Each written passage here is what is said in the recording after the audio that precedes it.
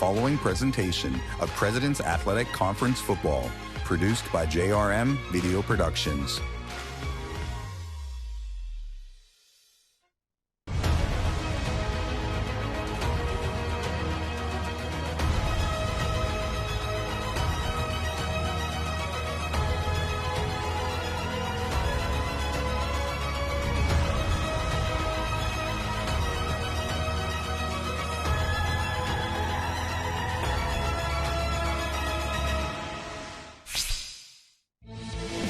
It's homecoming at Grove City College as the community and alumni come together at Robert E. Thorne Field for one of the biggest games in years in the President's Athletic Conference between the number 7 Grove City Wolverines and the number 14 Carnegie Mellon Tartans on KDKA+. And we welcome you inside the broadcast booth. Austin Bechtold, Alex Tarrant, Susie Cool will join us momentarily from down on the sideline. It's a top 15 matchup. Depending on what poll you look at, it's a top 10 matchup, the highest ranking ever for Grove City, 7th. Carnegie Mellon comes in at 14th, where the Tartans were last year in their highest ever seed. And you said, Austin, top 15 matchup in the country between these two teams. Top 2 in the entire conference. Both of these teams have a specific style, specific identity that they use, and they never change. And so I'm excited to see both these identities face off tonight. Yeah, really excited to see this matchup here tonight. And Carnegie Mellon remaining undefeated because of a huge comeback win against Washington and Jefferson that we had right here on KDKA+.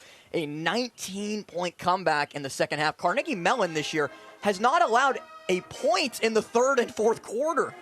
Exactly, and that was one of the best matchups we've seen in a long time, going to overtime, but also just the way both teams played, and both different sides of the entire game with both halves that they played, and each team had their moment. And it was Carnegie Mellon's Ben Mills who won Tartan of the Week for his performance. Just a fantastic job from Mills to settle in the second half after a very shaky first half of play and lead the Tartans to a victory in overtime, looking to make it another substantial win today. And Ben Mills is second in the program's history with 6,243 career passing yards, but he also leads the entire program with 58 career passing touchdowns. But today isn't all about the stats, and he has to take care of the football. He has to be sort of a game manager and really keep those chains moving for his offense. Mills also 21 yards away from 1,000 yards passing on the season. Logan Pfeiffer likes to deliver the football deep downfield to his man Scott Frazier, one of the best receivers in the PAC and the leading receiver for the Wolverines. And Scott Frazier, if you look back to the last few years for Grove City, they've had tremendous success with bigger body receivers, and Frazier's 6'4" frame is really no exception. On the season, he has 567 receiving yards and 7 total touchdowns, but also he averages 142 yards per game. Look for him to be the primary focus for this offense, but also a focus for the CMU defense, who really has a tough task trying to slow him down today. It's a matchup between the teams that have won the PAC over the last 2 years. Ryan Larson, the head coach of Carnegie Mellon, winning it in his first season with CMU in 2022. The 2023 PAC champions, the undefeated Grove City Wolverines, and Grove City won this matchup last year. Alex, what has to happen on either side to earn a victory? And for CMU, they have to win the turnover battle. In big games like this one, the most important stat is who turns over the ball the least. And we know how effective CMU is on special teams, so we're going to see how many opportunities are created for this offense through the defensive end for CMU. But also, Coach Larson told us about the penalties. He told us that the only thing that concerned him last week against Waynesburg was the amount of penalties they were called for, and this is going to be a major focus for his team because their primary mission is to play clean football. Andrew DiDonato in his 9th season, Alex. And for Grove City, it's all about negative plays. Offensively, the Wolverines have done a great job protecting Pfeiffer, but they haven't played a defense quite like CMU yet, so they can continuously create positive plays, especially on early downs. And also, Coach DiDonato told us about field position. He said field position is the most crucial part against this defense, and he has to find ways to set up his offense in plus territory. An estimated 6,000 fans on hand for homecoming at Grove City. Will they see a winner here today? Find out next on KDKA+. As someone who disrupts plans for a living, I can't say enough about the importance of life insurance. Sometimes you can see the end zone right ahead of you, you can have a clear shot, then bam, it's Cam. A policy from GBU Life can let you focus more on getting out from under what life throws at you and worry less about protecting the life you are working hard to build. You can get a policy with GBU Life that is affordable to you now and build on it for the future with their guaranteed purchase option rider. Get started protecting the life you are building today at gbu.org. From heating and cooling to a large array of construction equipment, Herc Rentals has the gear you need to get the job done. Herc Rentals is already a staple in several communities across the United States and Canada and have been serving our customers' needs since 1965. With a catalog of equipment that spans the spectrum of almost every kind of solution you can think of. To learn more about Herc Rentals, visit hercrentals.com or call us at 1-888-777-27.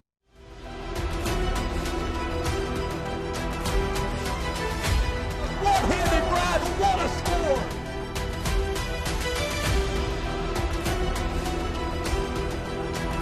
Runs his way into the end zone.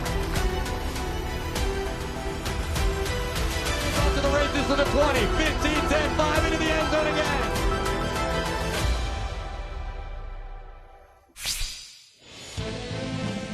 Grove City kicks it away to Carnegie Mellon, and we're underway from Robert E. Thorne Field, returnable from the goal line and taken just about to the 20-yard line. Bauma is upended at the 19. Let's send it down to Susie Kuhl, the third member of our crew, on the sideline. Today marks arguably the biggest matchup in the PAAC all season long, as two top nationally ranked teams in the Grove City Wolverines and Carnegie Mellon Tartans are going at it here on Grove City's homecoming weekend. And while the magnitude of this game will definitely play a role in today's outcome, it's going to be penalties and turnovers that are in the backs of these two head coaches' minds. Wolverines head coach Andrew DiDonato said it's going to be about forcing your opponent to make mistakes.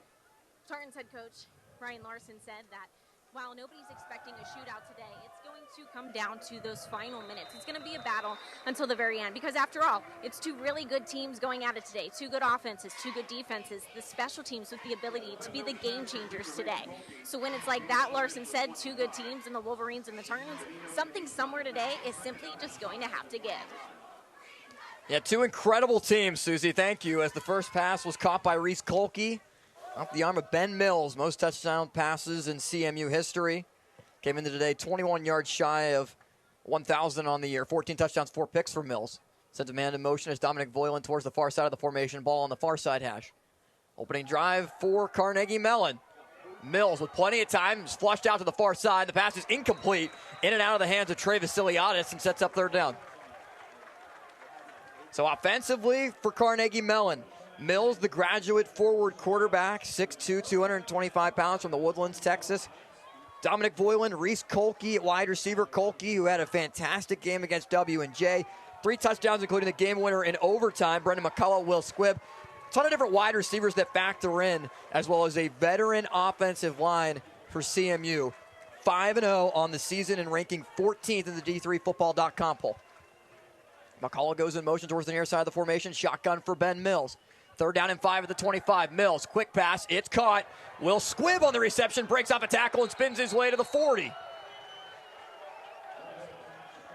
And you just talked about all the different receivers that get rotated through, and just a lot of upperclassmen that make a big splash. You just see Will Squibb making his impact early on those little dig routes that you're going to see a lot for the CMU offense. Yeah, Squibb had a really good day last week against Waynesburg, and it was a 42-0 victory. 4 different wide receivers factor into the pattern for CMU. With Mills once again setting up shop in the shotgun. Both shotgun offenses for the most part. Vasiliadis is the back. Mills looking to the near side again. It's caught by McCullough. His first reception. He breaks off a tackle, breaks another, and he's down at the 45 and another first down, this time in a Grove City territory. And I really like the offensive scheme right now for Coach Larson, who's just trying to get the ball out of Mills' hands. And you see a lot of the pass rushers that Grove City has on their front 7. And right now, Coach Larson doesn't even want to get them anywhere near his quarterback. And you really like to see that yards after catch with McCullough. And we know how good the offense is for Grove City, averaging 54 points per game. CMU gives up less than a touchdown per game, so it's really going to be the CMU offense against the Grove City defense that could be what turns the tide in this game, as well as that. Penalties are one thing that both teams talked about. Special teams, penalties, and turnover margins, the 3 key things that you want to win to be able to grab a victory. And an offside penalty goes against Grove City with a huge crowd on hand.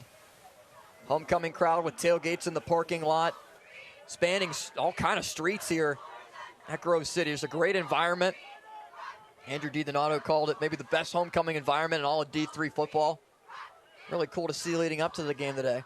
It's first down and 5 at the 40.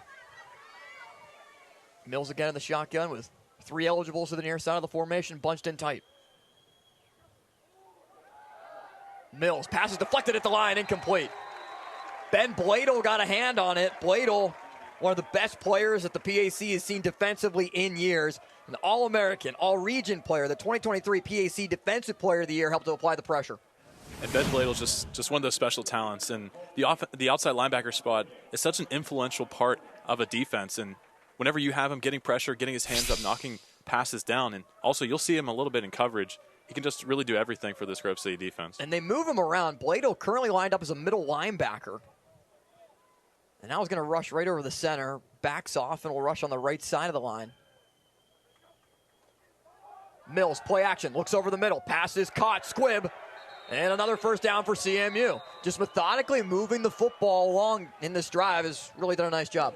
And this is Squibb's second catch of the day, but also it's on the same exact route. And so Ryan Larson does a great job of seeing what works and just keep hammering that same route until the defense adjusts. And once you see that defense adjust, it starts to open up more opportunities to start pushing the ball down the field. It looks like Grove City's defensive backs are really backing up, just not letting anything over their head. Garrett Doherty at right guard lost his helmet on the play, has to come out for one snap as Mills lines up with an empty backfield. 3 receivers to the far side and 2 to the near side. First down and 10 at the 28. Mills has had plenty of time on this first drive to operate. Good protection from the CMU offensive line, and once again delivers. Another pass to Squibb up to the 25-yard line. Pickup of around 3 yards against this Grove City defense that has Ben Bladel at linebacker, but also Jack Jolly. Caleb Brubaker was a freshman All-American at Salisbury. Maybe take another look at the quick pass. You're going to see this Grove City defensive secondary just get challenged a lot. And with all 4 or 5 receivers that rotate in the game for Carnegie Mellon, that all are very solid players, there's going to have to be a lot of good tackles being made by Grove City. And you saw Dominic Danino make the tackle. He's played some wide receiver early on this season for Grove City, now starting corner. Mills, once again with time, looking to take a shot towards the end zone. The pass is incomplete. Was trying to connect with Matt Everett downfield on what looks like a wheel route. It sets up 3rd and long. And Everett on that little tight end wheel route, the receiver cuts across the middle of the field as a post route and then kind of leak Everett out the outside on the wheel and try and see if he can get a little separation. Had a little separation early on, but Mills not able to deliver the good football. And good coverage there. Set up 3rd down and 7 at the 25-yard line. Opening drive for CMU. Vasiliadis is the back. Send Everett in motion to the far side of the formation. Mills, quick pass, caught. Vasiliadis has blockers in front of him. Vasiliadis tiptoes the sideline, stays in bounds, and he's out of bounds after picking up another first down at the 14 to gain a 9. Vasiliadis able to get on the outside in a little flare route. Ben Mills, we talked about early, had to be more of a game manager. Just be very accurate with the passes, go through his progressions, just kind of see what the defense is giving him. Right now, he's doing a great job of moving those chains. Doesn't necessarily have to do anything big yet, but they're definitely going to need him down the stretch. And Ryan Larson, the head coach, 2022 PAC champion, has a lot to do with the offense for CMU. He's put together a really nice opening drive with scripted plays to attack this Grove City defense. Mills goes the opposite way to Vasiliadis, and not fooled. Caleb Brubaker on what was a misdirection play, trying to set up Vasiliadis with everyone going right, Vasiliadis to the left. Brubaker read it well. And CMU is trying to get all the flow going to the right side of the defense and then come all the way back for the running back screen. And Brubaker just not fooled. And he makes a great play because he's the only one out there to even look and make that play. And if Brubaker did not make the play, which ends up going for a loss of 3, it might be a walk-in touchdown for Vasiliadis. There's not been one rushing attempt yet from CMU on the drive.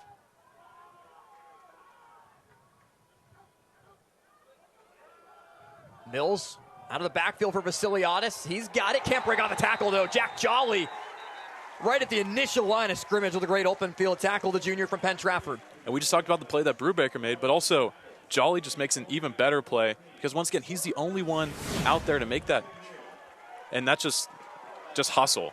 And you just see him just sprint out there, know that that's his man to guard, makes a great tackle, and now sets up a 3rd and long for CMU, who hasn't really been challenged yet on this drive. 3rd and 10, back to the 14-yard line. And Mills goes under center. I wonder if this is 4-down territory for CMU, although it is on the opening drive.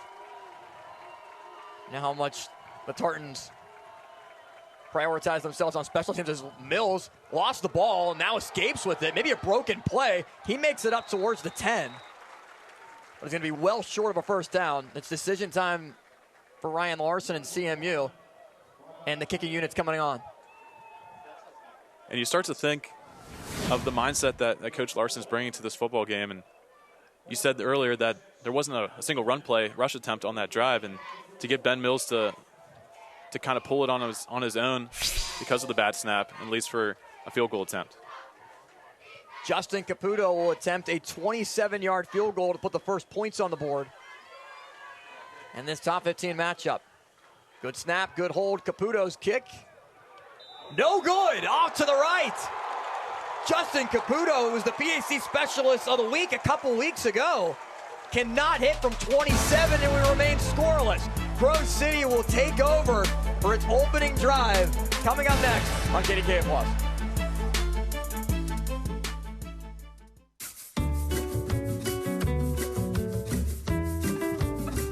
At 2 Men and a Junk Truck, we can remove your things, so you have room to dream.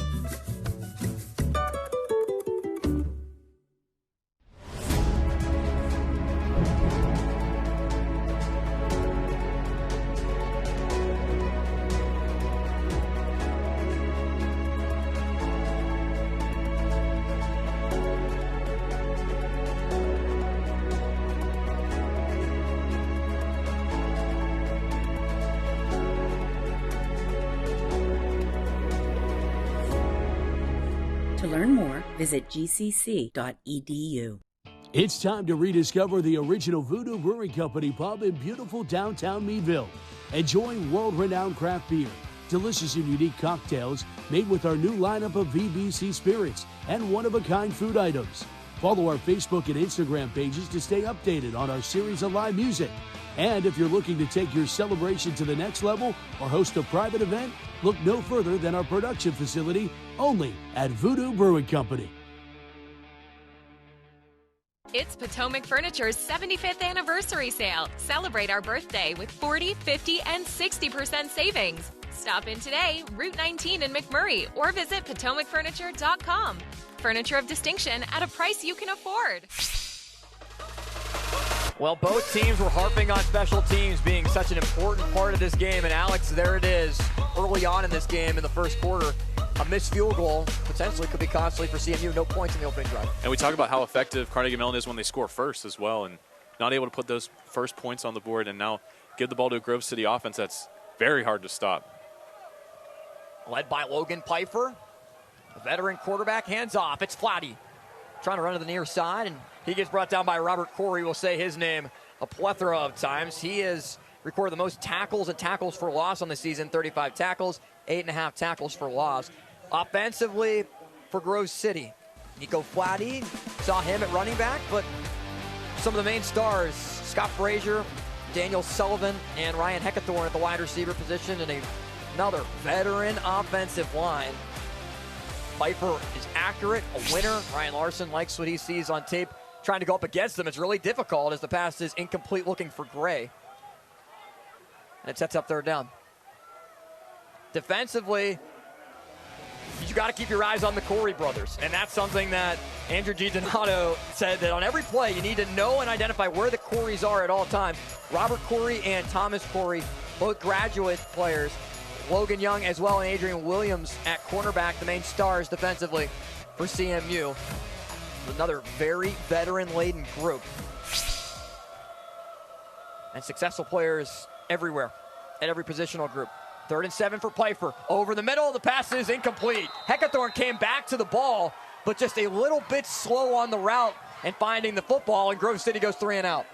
And on all three of those plays, the CMU defensive secondary just really stepped up. And Adrian Williams, and you saw in the first play, LaJoy, they're playing very aggressive. They're pressing.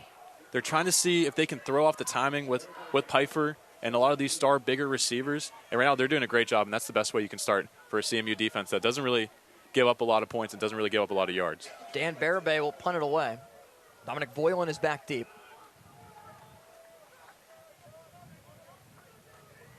Barabay with time, but that collapsed quickly. Voiland immediately calls for a fair catch and makes it at the 39. And Carnegie Mellon plays all kind of starters on special teams. Both the Coreys play on special teams. You'll see a lot of other guys that are frequently involved defensively play special teams. And you might be wondering, why do we keep talking about special teams? CMU runs 3 deep in practice on special teams, and every CMU coach is involved in special teams as the CMU offense takes the field for the second time after the defense forced a 3-and-out with Mills at quarterback. Voiland, who just made the fair catch. Reese Kolke highlighted him just a little bit earlier on. Ryan Larson 1-1 all-time in his career against Grove City. It's been a successful ride for Andrew DiDonato against CMU. DiDonato 5-1 against Carnegie Mellon, leading Grove City. First down for Mills. Quick pass caught. Kolke. And he's spun out of bounds by Danino at the 46. It's a pickup of 6 yards. When you look at the defensive side for Grove City, you immediately have to put your eyes on Ben Bladel. 12 tackles for loss, 5 sacks, 2 quarterback hits, and 2 forced fumbles this year to lead the team. Jack Jolly and Caleb Brubaker also at the linebacker positions, but keep an eye on the corners. Bowden Davidson and Dominic Danino. Danino, as a sophomore, younger player, talked about how he played wide receiver earlier this year, out there at the corner spot as the catch is made by McCullough, and he spun down for another first. That time, it's a gain of 6. And what we've seen over the last couple of weeks with CMU is, and especially when talking with Coach Larson earlier in the week, and he said that it kind of just depends on the matchup. And a lot of these different players have really big games. We saw Kolke in the WJ game. But right now it's looking like McCullough is the guy that Ben Mills is consistently targeting. He likes the matchups he sees, his speed. He's able to break a lot of tackles, and right now Grove City's struggling to keep him on the ground. And he's tied with Kolke for the most receiving touchdowns on the year with 5. Ball in Grove City territory again. Danny Moynihan, the tight end, goes to the far side of the formation. Mills, once again. Quick pass, and it's caught. It's McCullough once again. And we're really seeing a big effort from CMU to just continue to throw the football. Quick passes, and where you could rush and get 4 yards, CMU is passing quick passes for about 4 or 5 yards, and it's opening up more chunk plays. And a lot of times for teams, whenever corners are playing so far off, like you see with Grove City, is those are just basically pitch and catch. And Ben Mills, you have a lot of faith in him. He's been in the program for so long. He's a very accurate passer, especially on short distances. And right now it's being shown on full display. High formation now for Ben Mills. Ball at the 45. Second down and 7. He hands it off to Vasiliadis. Running far side, bounces it. And makes his way to the 41. It's a gain of 4 yards for Vasiliadis and 3 yards shy of a first down. That the first handoff to Vasiliadis saw Mills try to make a quick pass to him. And we'll take another look. You see the flow is called a stretch play because you have all of these offensive linemen just sprinting to their right, trying to get a hand on a body. And then Vasiliadis kind of has pick and choose of where he wants to go. There's no designed hole that he's supposed to go through. It's kind of just whatever the first one that opens up. And right now they're trying to see what those holes and how big that they're going to be opening with this veteran offensive line like you talked about earlier in the broadcast. CMU brings in Joey McGinnis to take the direct snap on 3rd down and 3 in the shotgun. McGinnis, a running quarterback, gives it to Bauma. Will Bauma runs over defenders and picks up another first down. It's a run of 5. And we've seen this a lot with Carnegie Mellon is switching Ben Mills out. You see Joey McGinnis step in.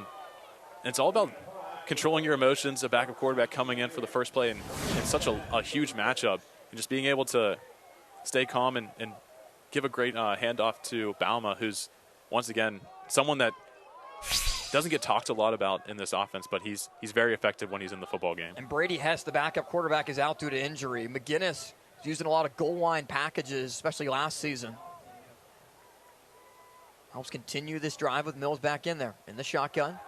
Another quick pass, and it's caught. That's Moynihan on the quick reception. Here he's dragged down. Just a quick pickup. Jason Minch on the tackle. And it's just a great way of keeping this attack balance. And we talked about how pass heavy we've been so far for Carnegie Mellon, but they're just very methodical in what they do. And And we know both coaches, very smart. They know what they're doing, and they have that identity. And right now, Carnegie Mellon's kind of spreading the ball around to a bunch of different receivers, trying to see who's going to be that guy that Ben Mills looks to. 2nd and 8. It's been a very quick-moving first quarter. Not a lot of incompletions. McCullough in motion towards the far side. Mills, another pass. Here comes Bladel trying to apply the pressure, but it's caught by Everett, and he's out of bounds near the 30. And Bladel had pretty much a free rush, just a half second shy of getting to Mills. And that's something that you give up with these quick throws. And Bladel is definitely the last person you want to see charging at you full speed. And Ben Mills is able to just get rid of it just quick enough to get to Everett. And now another 3rd and manageable here. Trying to see if Coach Larson's going to go for 4-down territory again. 3rd and 6 at the 32. Shotgun for Mills, 3 receivers lined up to the far side. Vasiliadis is the back. Grove City jumped off the snap, no flag thrown though. As Mills completes, pass caught, Squibb tiptoes the sideline, stays in bounds, and it's another 1st down for CMU. There's good balance there from Will Squibb. Looked like he was going to have enough regardless, but picks up a couple extra yards to move the ball inside the 25. And they're able to spill Squibb free here. Just has a lot of opening running room, and it seems like he kind of got lost. There's 3 players kind of flowing to the right side of the field in that pass route. And then Squibb just the closest one to Mills, and he flips out to him for an easy completion. Right now, Ben Mills is being that game manager that we talked about, and right now it's being very, very effective. 2.5 left in the first quarter of play. 2nd drive for CMU. Grove City's only had 3 offensive possessions. It's Mills, looks towards the end zone, looking for McCullough, overthrown. And he was guarded well by Minch. Jason Minch from Bethel Park High School, an outside linebacker that's also used pretty frequently in coverage. Force a 2nd out. And that's a tough task to go against McCullough there on the outside, trying to throw a slot fade. McCullough not able to get to the spot that Mills tried to throw him to. Right now, McCullough's coming off the field, and you just see that constant rotation of backs for Carnegie Mellon. And Reese Kolke goes in at the slot, which was the most effective position for him the last couple weeks.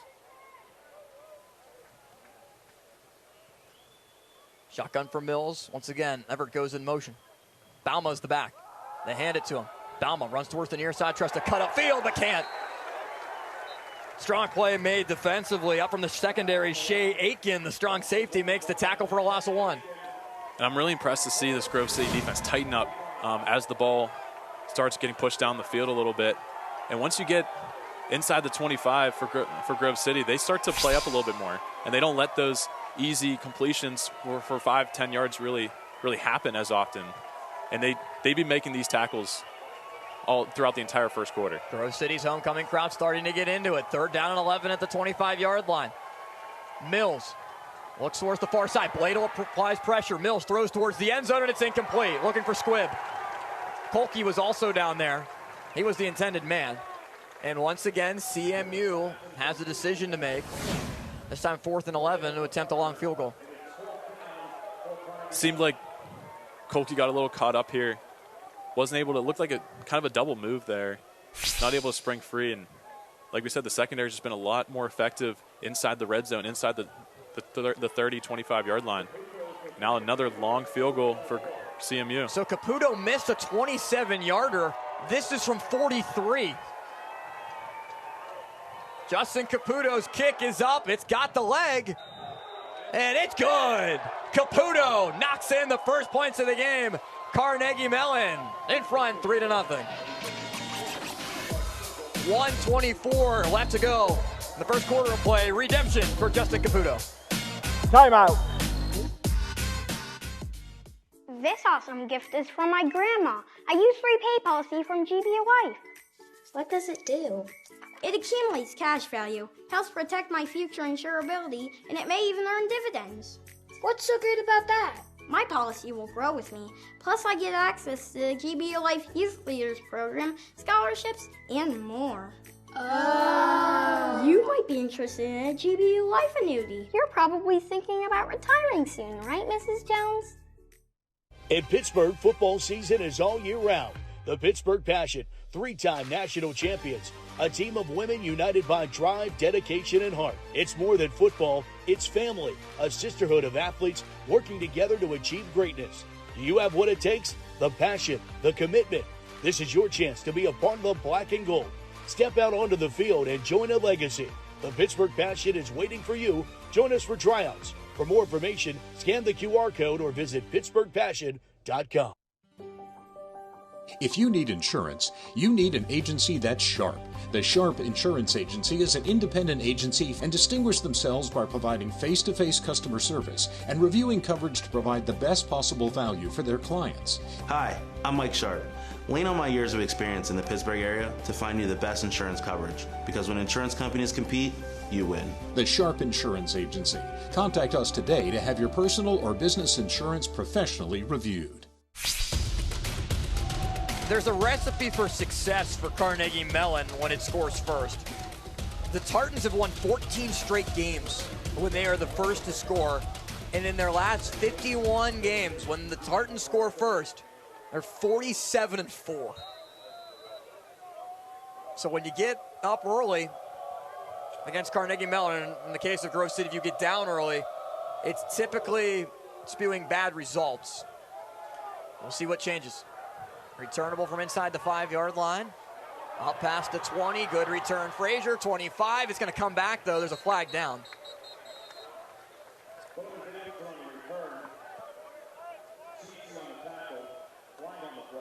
CC made the tackle for CMU, but this one's going to come back. And 2 drives for Grove City that begin with pretty inopportune field position. Holding. Receiving team, number 34. Half the distance to the goal. First down.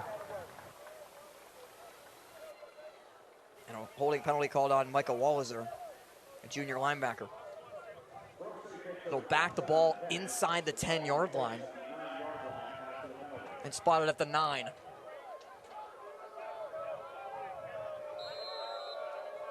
Second offensive drive for Grove City.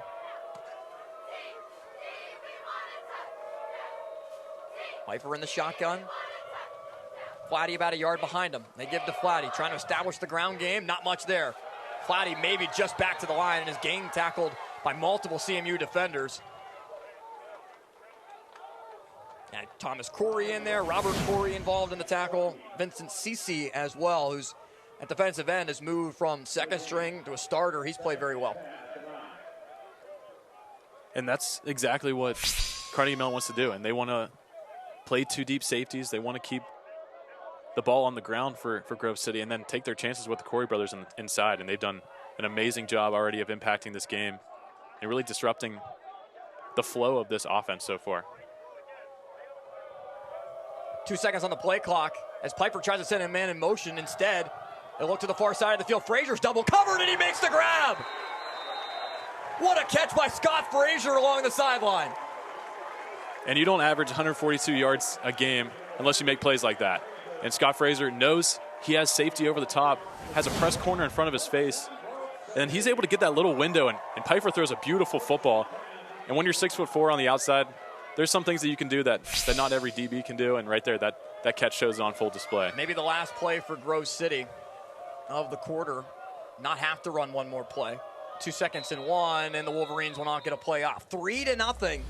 Carnegie Mellon, the 14th ranked team in the country, leads the 7th ranked team in the country, the Grove City Wolverines. Back for the second quarter on KDKA+. It's time to rediscover the original Voodoo Brewing Company pub in beautiful downtown Meadville. Enjoy world-renowned craft beer, delicious and unique cocktails made with our new lineup of VBC spirits and one-of-a-kind food items. Follow our Facebook and Instagram pages to stay updated on our series of live music.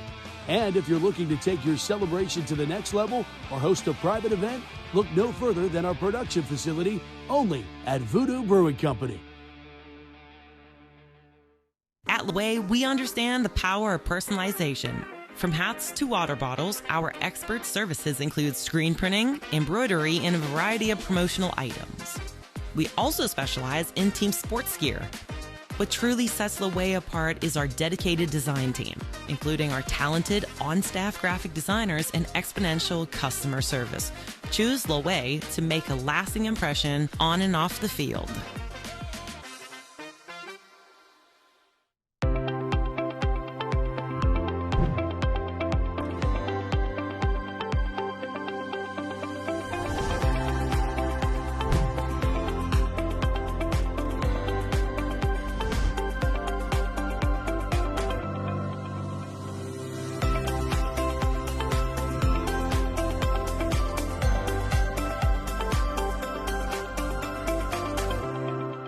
Pursue your calling at Grove City College. When severe weather threatens, we're always watching the sky. The First Alert Weather Team is working every day to keep your family safe. We're on the lookout for those dangerous storms right where you live, keeping an eye on radar to track where the rain, hail, and lightning are hitting. We could see severe thunderstorm warnings. Warning your neighborhood if we see a potential threat. So we're looking at excessive rainfall expected through this evening. So we can keep you safe. We're always watching for the next big storm so your family is prepared. Welcome back, everybody, on KDKA Plus to some D3 college football today. Grove City down 3-0 to Carnegie Mellon as we head into the second quarter of today's game. And it's also homecoming here at Grove City. And Grove City head coach Andrew DiDonato earlier this week said there is nothing like homecoming at a small school. And he said he might be a little biased, but I think Austin and I can attest to this going to smaller schools. There really is nothing like it. Walking along campus today, it was just tent after tent set up. There was a parade earlier that DiDonato's children were in. The hillside is full, and it's gone to standing room only here at Grove City today. Add the magnitude as to what this game is against Carnegie Mellon, and that just adds to the excitement. It's off the charts at Grove City. Austin? It really is awesome, Susie. And Susie graduated from St. Vincent. I graduated from Waynesburg. Alex from W&J. We've never seen anything like this. Pretty cool environment to be a part of and experience, as Flatty on back-to-back carries is able to pick up a first down after getting 9 on first down. This time he gets 3. And this is exactly what you need. And you need this run game. You need Flatty to get going because you have those 2 deep safeties that are kind of hindering your ability to get Scott Frazier involved. And especially Flatty on the ground, like you still have a lot of options. And if Flatty can get going, Pfeiffer can start pulling the ball and can start using his legs, but also showing off his arm. Hopefully coming soon. And it's 2 first downs on this drive, so starting to find it a little bit. Send the fullback Robert Tamburino in motion, and another give to Flatty. Flatty trying to break off a tackle, but he can't escape. Once again, it's Robert Corey. CMU at the very end of it, getting pretty excited by what was transpiring with Flatty at the end. We'll take another look as to why. Flatty tried to break off the Robert Corey tackle. Oh, they picked him up by his other leg, trying to flip him over. And that's that physicality you have to have on a defensive end. And you see all the players that just really dominate this football game. That was Stokey. And Flatty got up looking for a penalty. Didn't get it. 2nd and 8. Frazier, the lone receiver, lined up far side of the formation. Flatty's the back. They fake it his way. Crossing route caught. Daniel Sullivan. Acrobatic catch. Sullivan close to a first down. He's going to pick it up right at the 42. And Pfeiffer kind of hangs that ball a little too in front. And you see Adrian Williams not able to make a break on the football quick enough. And right there, he tries to break up the pass, but Sullivan high points that football. And that's just a great catch for the Grove City Wolverines to move the chains even more. Williams, the graduate senior from Peters Township High School, almost punched that football out. And instead it sets up a pistol formation set for Flatty. Flatty, a good carry. He gets to the 47. So we're starting to see Nico Flatty, who came into today with 470 yards rushing. He averages 7 yards per carry. Also 6 touchdowns on the year. He's starting to get his wheels going after the first drive. Grove City went 3 and out. This one a lot more productive. And this all comes from the offensive line. You see Forth, 305 pounds, Brady, 295 pounds, Brungard, 295, Lane, 285, and Luke Jolly, also 305. You just see the mass on the offensive line for Grove City, and especially with the fullbacks that they have. There's so much force there applied to get Flatty to spring up in some runs. 2nd down and 5. They give it to Flatty again. Flatty bounces off tackle, still going, but is upended close to midfield. Needs to make his way to the 48-yard line for a first. It'll bring up 3rd down and 3. And this is what having those bigger body receivers for Grove City, and where it becomes very crucial, because on these 3rd and shorter routes, you can throw a lot of back shoulders, and you can go up the seam. And also you can have them run these quick little hitch routes and just get in the ball quick. Grove City's done a nice job on this drive of running the football. See if that's the path that the Wolverines might want to take again, with 3 receivers lined up to the near side of the formation, all spread out, including Frazier, and Andrew DiDonato calls timeout. So didn't like the look that he saw against CMU defensively, and timeout taken with exactly 11 minutes left here in the first half of play before 3rd down and 3. A lot of other good games going on in the PAC. Maybe not nearly as good as this one is on paper, which has been one of the best games leading up to today, really in the last couple years in the PAC. Teal is leading Allegheny 14-7. The Tomcats looking for the victory. Washington and Jefferson and Geneva. Robert Mangino there calling the action for JRM Video Production. But the Presidents looking to cement a victory. Later today, Westminster is at Bethany, and St. Vincent, the Bearcats, will play at Case Western Reserve. Case Western having a really solid season. They will host in prime time.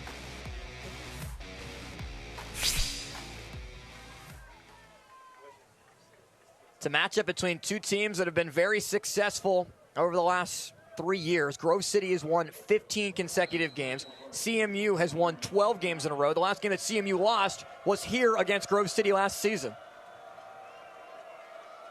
3rd down and 3 for Logan Pfeiffer. Has Flatty as the back. Different type of formation. They bring Tamburino in as the fullback. Give to Flatty. Flatty knocked out. He won't get there. Robert Corey once again broke through the line to set up 4th down. And Grove City having a lot of success with the run game. Then tries to go back to it with Flatty with 3 straight carries.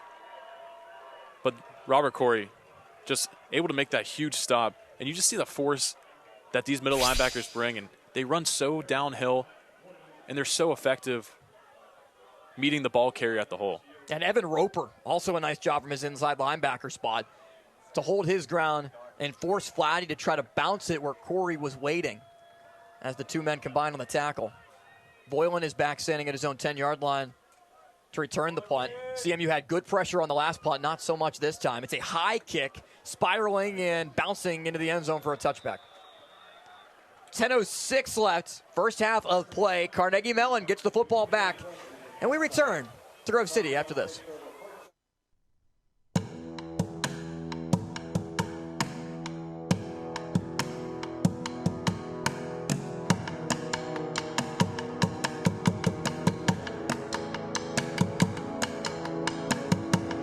Now is the time. Today is the day for us to strike out and move forward in confidence and faith.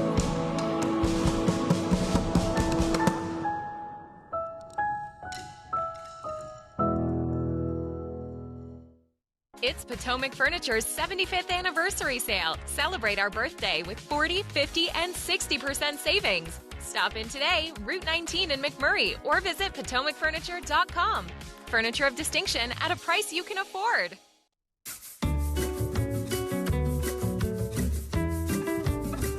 At 2 Men and a Junk Truck, we can remove your things, so you have room to dream.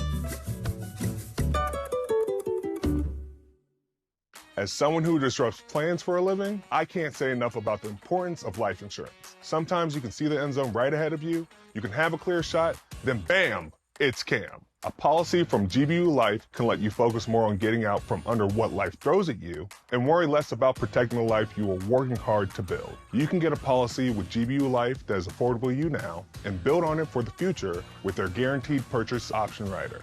Get started protecting the life you are building today at gbu.org. JRM Video Productions, winners of a Regional Emmy Award for Live Sporting Event. Back in Grove City for homecoming. Carnegie Mellon football. Ben Mills was 14 of 19 in the first quarter for 88 yards. He's on pace to throw about 70 times today. Not sure that'll end up being the case, but another drive for CMU after 2 field goal attempts, 1 successful and 1 not, as Bauma gets wrapped up in the backfield.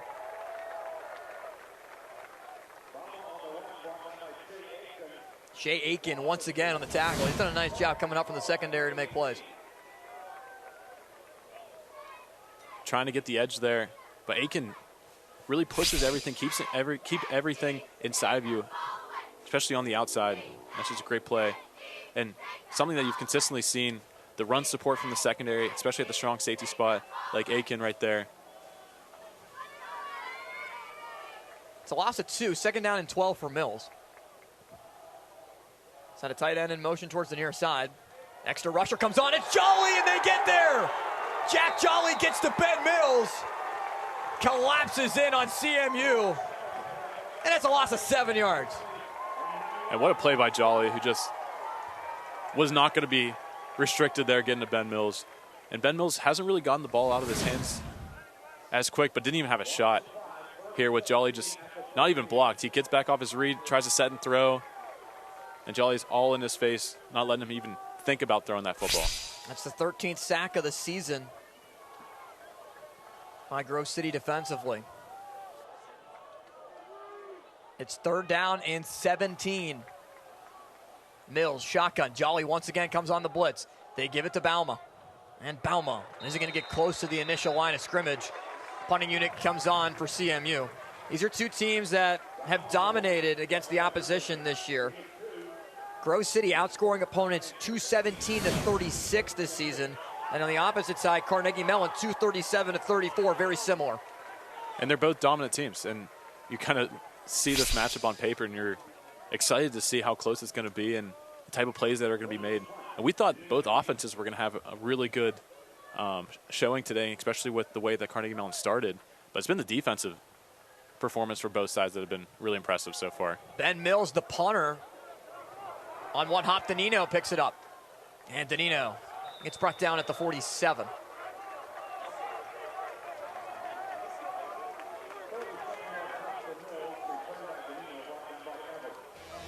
It's a big down here. Oh, 4th down play now coming up. I would say big 4th down play coming up here. Let's look at this take a interior, live just look looks like in a big at mud our pit, other mosh crew, pit. bringing you a JRM Sports game break check-in. Geneva and Washington and Jefferson. Robert Mangino on the call as the Presidents, late in the 3rd quarter, look to pull out a victory. And Washington and Jefferson only one loss on the season. That one loss coming in overtime a couple weeks ago against CMU. Best starting field position of the day for Grove City. Handoff goes to Flatty. Flatty falls forward to the 44. And you've just seen the same type of plays here for the last couple series for Grove City, who's still trying to figure out a little bit of a momentum on the offensive side. And it's very hard to do against the Carnegie Mellon defense that ranks so highly in all categories. There's really no weakness on this team so far, as we've seen, but Grove City's trying to find that little soft opening in the run game. 2nd down and 6. Take the handoff and play for a low pass, incomplete to Frazier. And Grove City lives by 2 different mantras. Focus on your vision, not your circumstance, as well as brick by brick. And they've really laid that foundation over Andrew DiDonato's 9 seasons, winning the PAC last season, an undefeated year at 10-0 with DiDonato winning 2023 PAC Coach of the Year. We're going to try to guide his offense on 3rd and 6 from the 44. With his veteran senior quarterback, Logan Pfeiffer, very successful, a winner, 57% completion rate coming into the game. Also could surpass 1,000 yards passing on the year. He rushes for a 1st down. Pfeiffer picks up 7 yards, and it moves the chains. And Pfeiffer decides to just take it on his own, on a little QB draw, designed run for him. Especially with how well Grove City's been doing against Flatty, but trying to see if Pfeiffer can get his own little bit of rushing yards there. And on a huge down there, he's able to convert.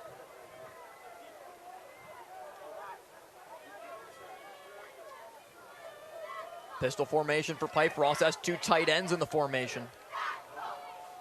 Flatty remains the back, and they'll give it to him. Flatty, not much room, just trying to keep his legs turning. He's still on his feet and is eventually dragged down.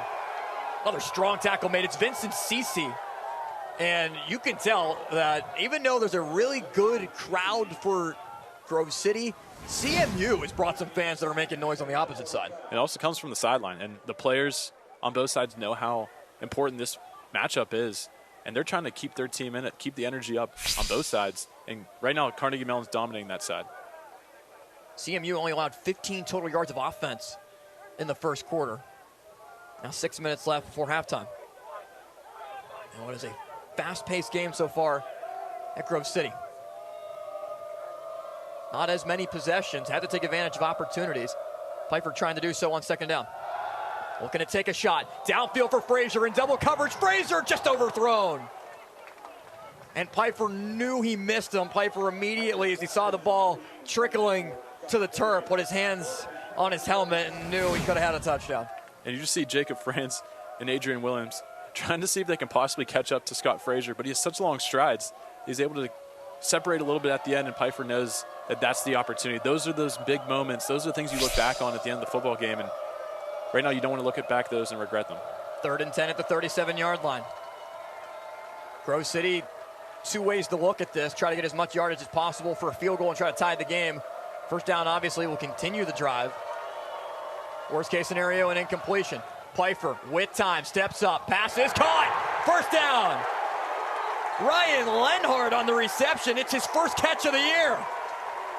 And what a time to have your first catch. And you kind of see Scott Frazier also gets a little bit free there, but Lenhart ends up being the recipient of Pfeiffer's pass here. Able to create a little bit of separation, just a big body. And Lenhart at 6'4", 250 from Newcastle. Just a big body, big target. And Pfeiffer delivers a great shot on that play. Moves the ball to the red zone at the 20-yard line. Flatty remains the back. He gets the call. Flatty bounces it outside. Flatty with room. Flatty to the 15. Flatty to the 10. Cuts it back inside. Flatty still on his feet. Dives inside the 5. And on that play, it looked like Flatty was designed to go up the middle of the field. Instead, bounces it out. All the chaos that ensues in the middle. Timeout. We'll see a Carnegie Mellon. timeout taken They're here. first. 30 seconds in A left. 17-yard run by Nico Flatty before he was eventually brought down by Logan Young. Grove City, a strong job to seal the outside and open up the running lane. So CMU 5-0, Grove City 4-0. How did the two teams get here? First for Carnegie Mellon. Obviously know about the Washington and Jefferson game, which was a really odd score. CMU only had 5 points at halftime, a field goal and a safety. Also got another safety in that game, a multitude of block kicks, but it shutout wins against Teal and Bethany, as well as the game against Geneva. Prepared CMU for the game against W&J.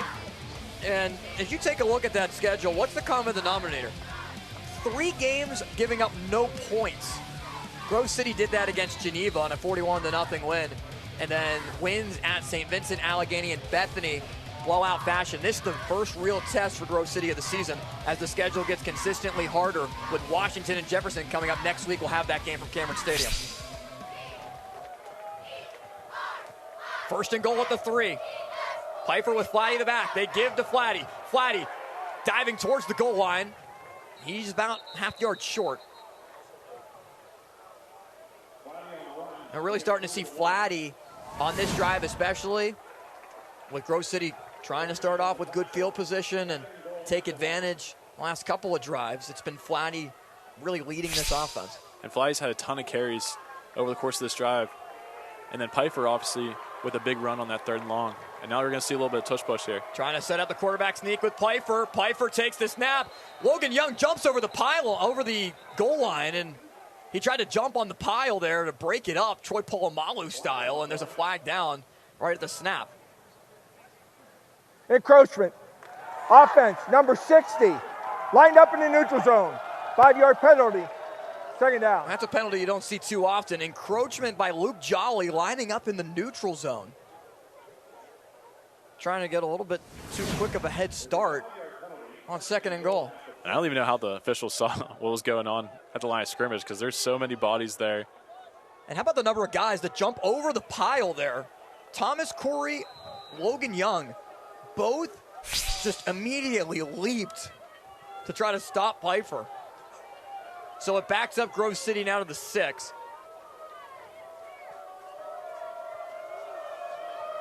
Second and goal inside 4 minutes. Pfeiffer gives to Flatty up the middle. Not much there. He's met in the hole right at the 5. Forward progress will put him near the 4. And it's Thomas Corey on the tackle. His helmet came off, so he has to come out for 3rd down. Timeout. Carnegie Mellon. They're second. 30 seconds in length. So how about that? Carnegie Mellon elects to call a timeout, and because that is the case, Corey can go back in the game. And I wonder if that was the strategic reason why Carnegie Mellon opted to use the timeout. 1 left for CMU in the half. And Coach Larson's a very smart coach, and he knows exactly what type of effect the Corey brothers have on this team, especially in the interior of the defense. And 3rd and 4, this is probably one of the bigger downs on this first half.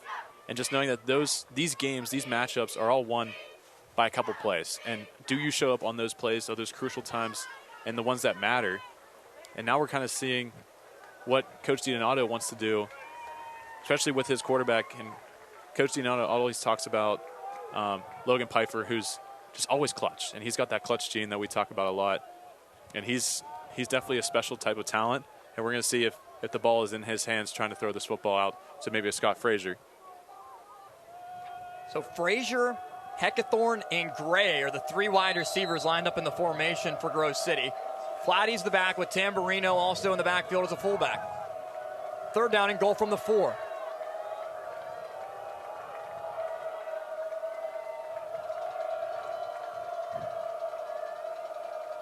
Pfeiffer in the shotgun. Looking to isolate Frazier, and it's caught! Touchdown! Ryan Heckathorn puts Grove City ahead. You see all the attentions on Scott Frazier, but then Heckathorn's able to just do his little window route, sit in that spot, and Pfeiffer, we know what he does, and he delivers a strike right to Heckathorn, who makes a great catch. You'll see Heckathorn just basically use his physicality, able to create a little bit of separation, but it's the football. It's the thrown football from Pfeiffer that really makes that play that special moment. And he just boxed out Logan Young there with the extra point up and good. Grove City leads it 7-3, but there's a flag down in the end zone. Yeah, we can. 3:34 left in the second quarter. And doesn't look like the flag will affect anything here. And Alex will take another look. Offside. And you're going to see Frazier go on the 31. outside here, run his little fade route. Point is good. And then with his fade route, you're going to see Heckathorn just basically boxing out the linebacker. And Heckathorn makes a great, beautiful catch there to set up that touchdown. Ryan Heckathorn's 2nd touchdown of the year from Blackhawk High School, the senior 6'3" wide receiver. And Alex, you mentioned it. I mean, big wide receivers on this team. Frazier 6'4", Heckathorn 6'3", Lenhart 6'4", all making impacts in the first half.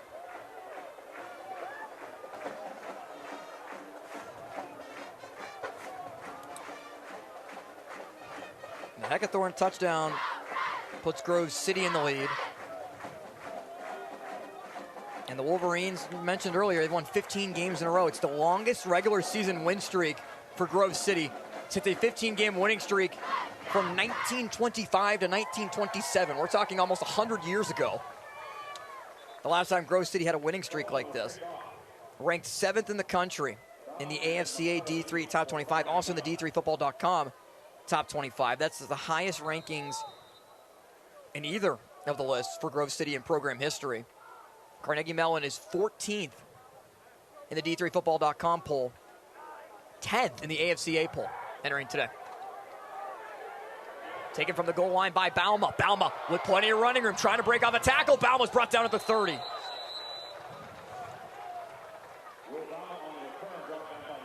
And a great tackle from Jason Minch, because there was room on the far side of the field near the CMU sideline for Bauma to try to operate.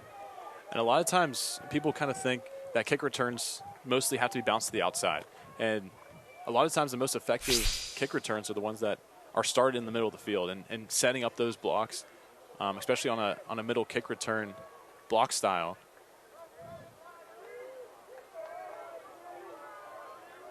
First down and 10 at the 30-yard line for Mills.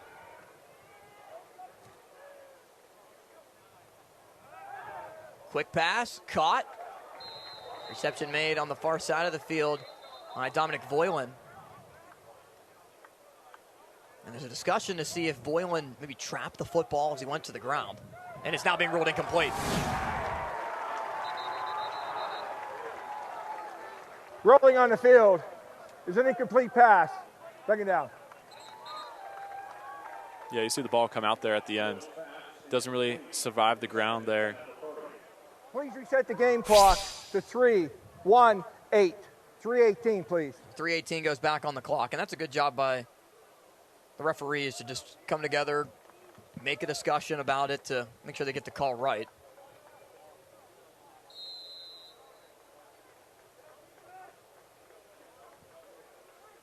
Ben Mills is pretty efficient through the air. Only averages 255 yards passing per game. Mostly a pretty balanced attack. 158 rushing yards per game for CMU as well, with Mills once again in the shotgun.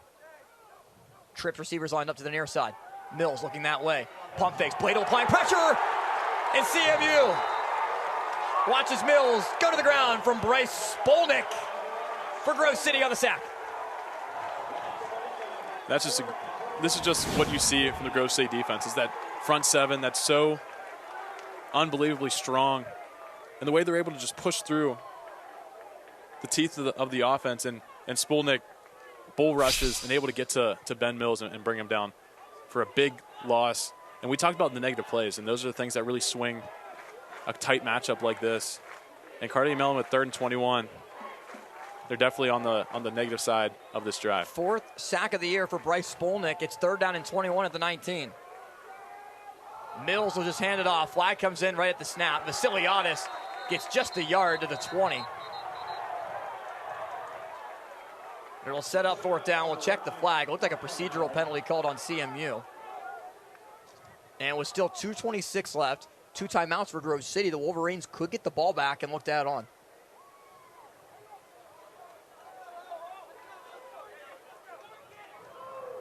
Legal shift, offense, number 21. Their penalties decline.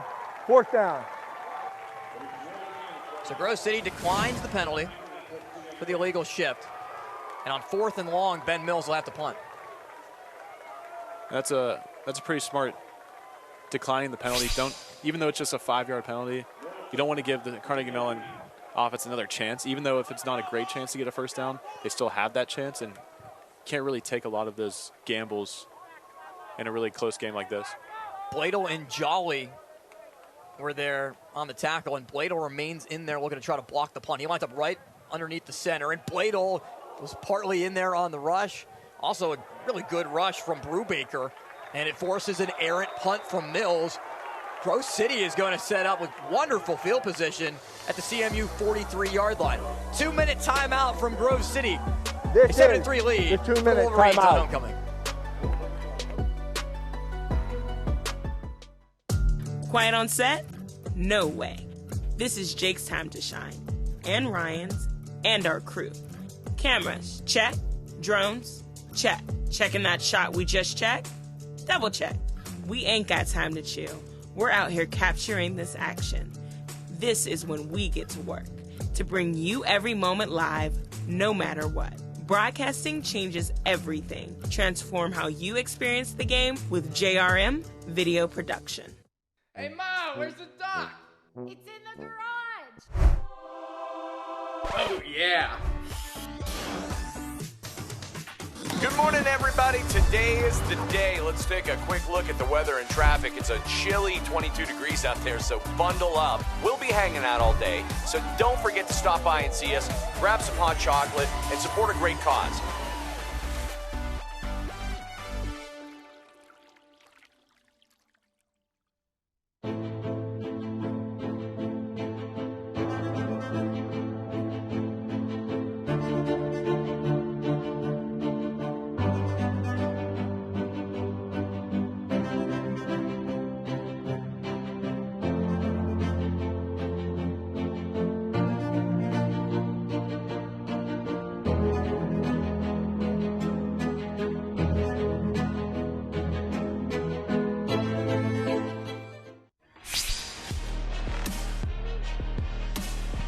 Great crowd and great field position for Grove City, the number 7th ranked team in the country with a 7-3 lead against Carnegie Mellon.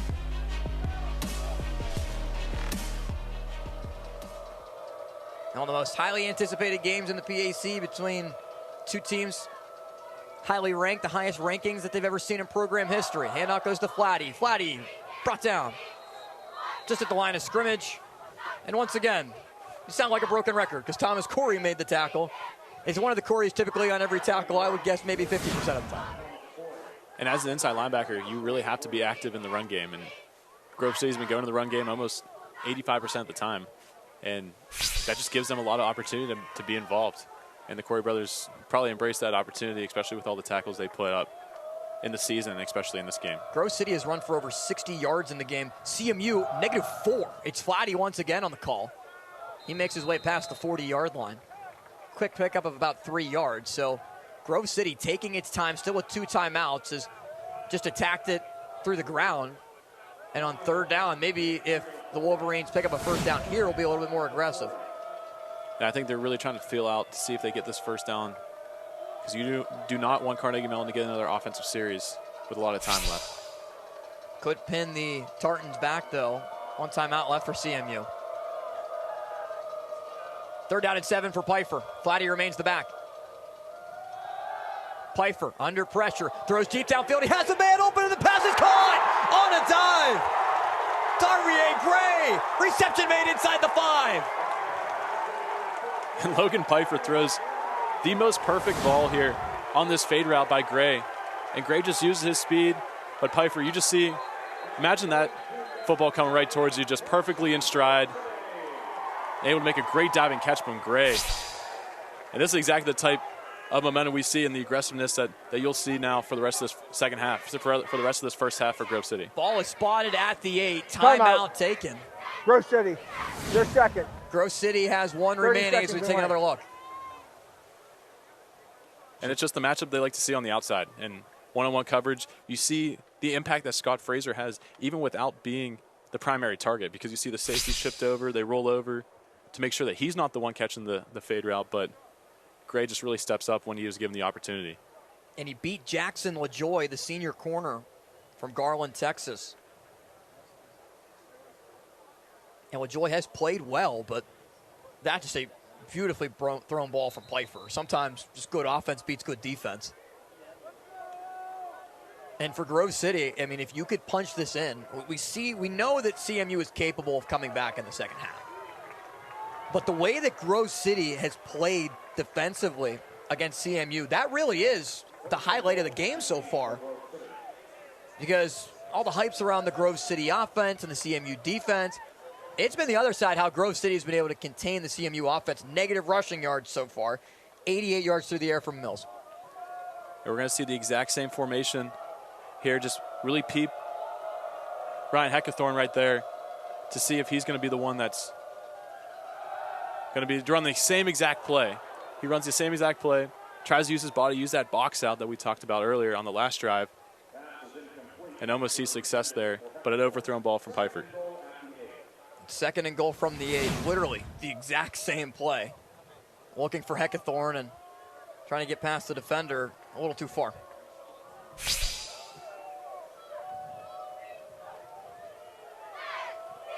.35 seconds left, each side with a timeout left.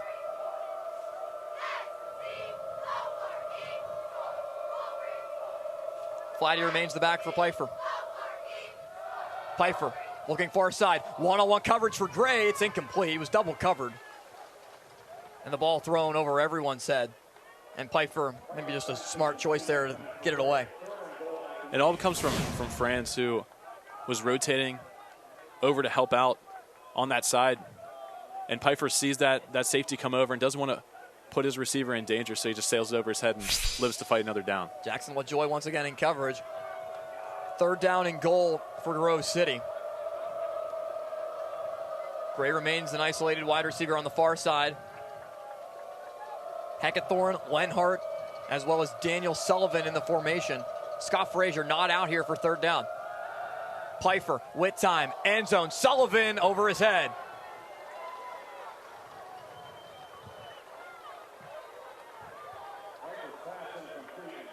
And then just not putting the ball in danger, Pfeiffer realizes that he doesn't really have the matchups he likes. And instead of forcing a football down the red zone, throws it over the head of Sullivan. And they're trying to make this a 7-point lead by going for this field goal.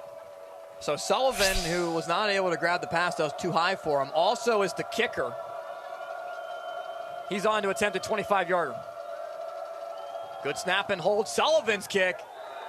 Up and good. 10-3. Grove City leads with 21 seconds left. High above Robert E. Thorne Field. As the defending PAC champions are on top of the 2022 PAC champions, who the Wolverines stole the crown from a year ago, looking to try to hold off the Tartans.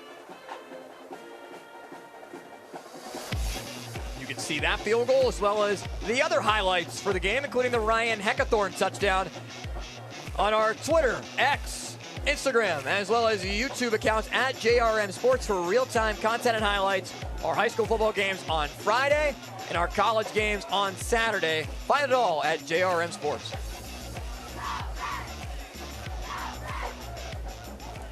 So a 25-yarder from Sullivan.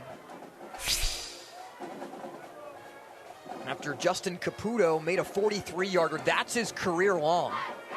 Caputo missed a 27-yarder on the opening drive for CMU.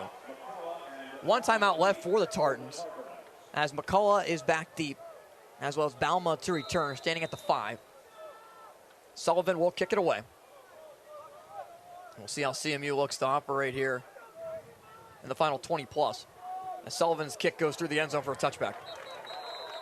Sullivan was recruited as a kicker, but as a receiver this year has 11 catches for 222 yards and 2 touchdowns. A pretty versatile player for Andrew DiDonato and company. And I think that's, you could probably think of Sullivan coming in first day of camp, you know, as doing kicking drills, and then he hops in with the receivers, and I think he's definitely been someone that they've leaned on this year, over 250 yards receiving through only 4 games. And he's someone that, outside of Scott Fraser, has been one of the most influential part of this offense. Mills lines up in the shotgun with 2 receivers to the near side, including a tight end as well in the formation. Vasiliotis is the back. See if CMU plays a conservative beginning at the 25, and it's a handoff to Vasiliotis up towards the 28 and a 3-yard pickup.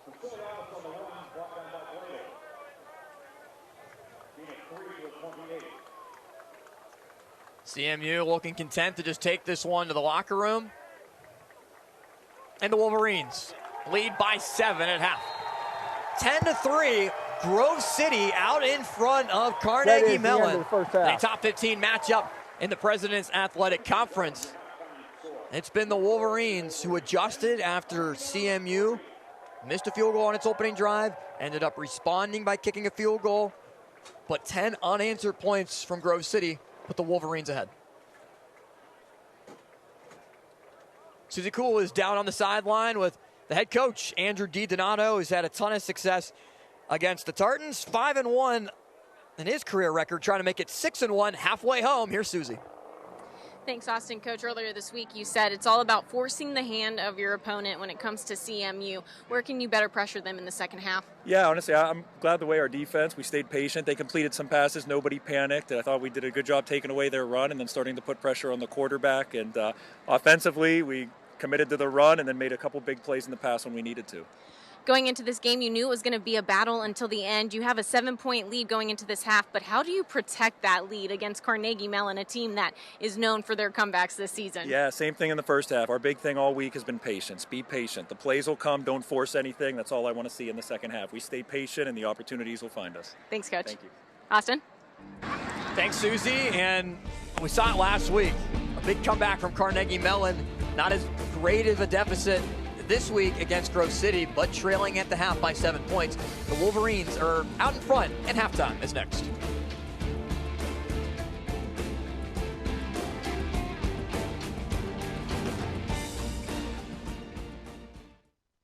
I'm Megan Schiller, and I'm on an important new assignment to save you money. I'm going to tell you everything you need to know before you go out and buy more sunscreen. Protect you from the sneakiest scams. Pay attention to your mail because a scam letter could soon arrive. And put the power of KDKA behind you when you've been wronged and feel like no one else will listen. After you did some calling, emailing, I fabulously got phone calls. I'm the only local reporter doing this, so if you need answers, just think Message Megan. KDKA investigates.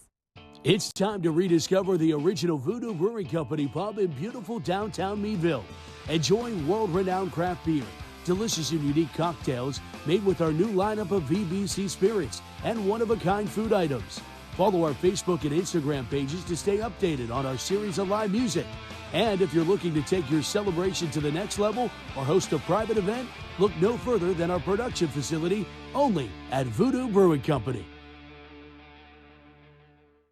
Trout Plumbing is a registered and insured master plumber that services the South Hills. They offer a variety of services, including camera inspection and dye testing. Trout Plumbing also offers a veteran and senior citizen discount. When in doubt, call the Trout at 412-983-8106. At Laway, we understand the power of personalization. From hats to water bottles, our expert services include screen printing, embroidery, and a variety of promotional items. We also specialize in team sports gear.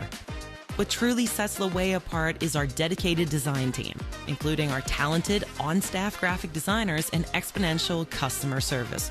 Choose Laway to make a lasting impression on and off the field. From heating and cooling to a large array of construction equipment, Herc Rentals has the gear you need to get the job done. Herc Rentals is already a staple in several communities across the United States and Canada and have been serving our customers' needs since 1965. With a catalog of equipment that spans the spectrum of almost every kind of solution you can think of. To learn more about Herc Rentals, visit hercrentals.com or call us at 1-888-777-2700.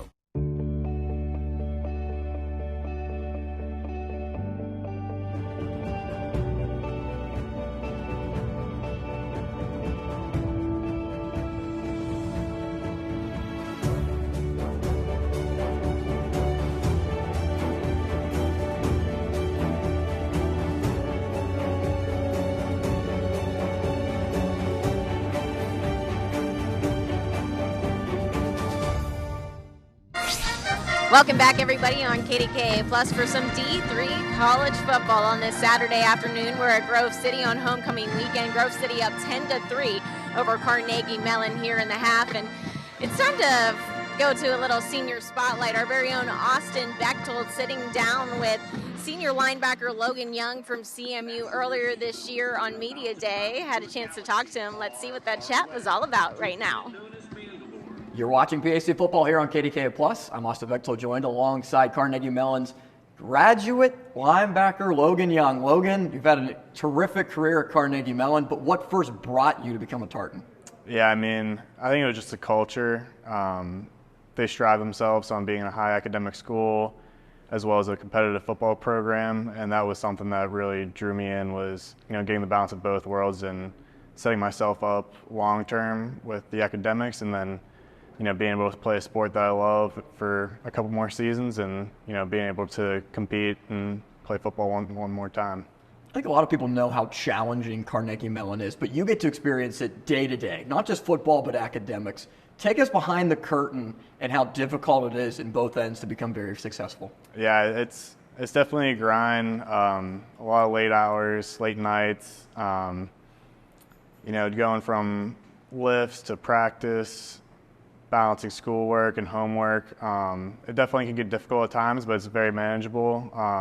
Our coaches set us up for success and work around our school schedule and provide as many resources as they can. And then, you know, we make sure that we help each other out, doing schoolwork and, you know, just providing each other support, and, you know, makes it very manageable.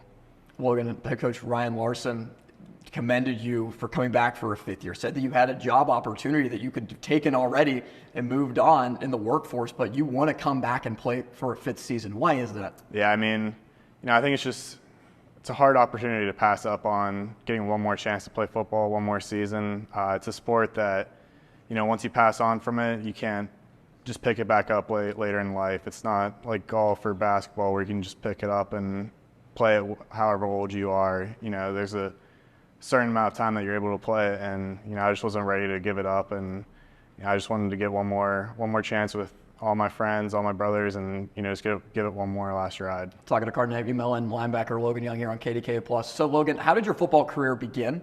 And from your journey as a young player to now, how much do you think you've grown as a person and a player? Yeah, I mean, I started playing football in 7th grade. It took a while to convince my mom to let me to play. She's pretty scared of it.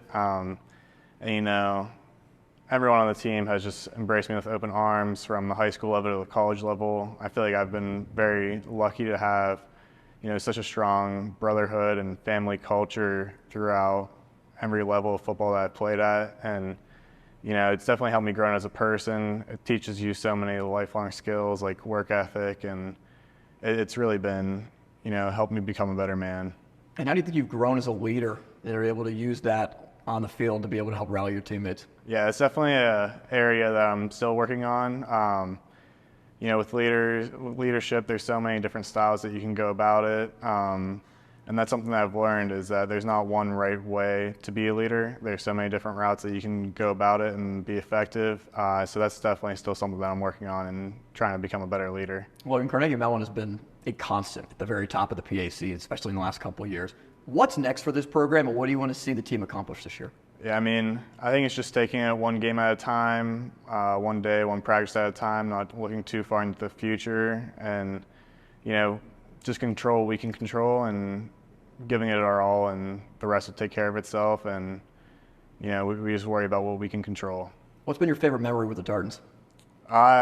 Just a general memory. I think just taking the field with, so many of my close brothers and getting hyped up before a game, and, just you can feel it in the atmosphere, and you can just see that, it's going to be a good day and you're excited to play football. That's definitely something that, will carry with me forever. Logan, what do you want your lasting impact to be at Carnegie Mellon, not just at linebacker, but in the program in general?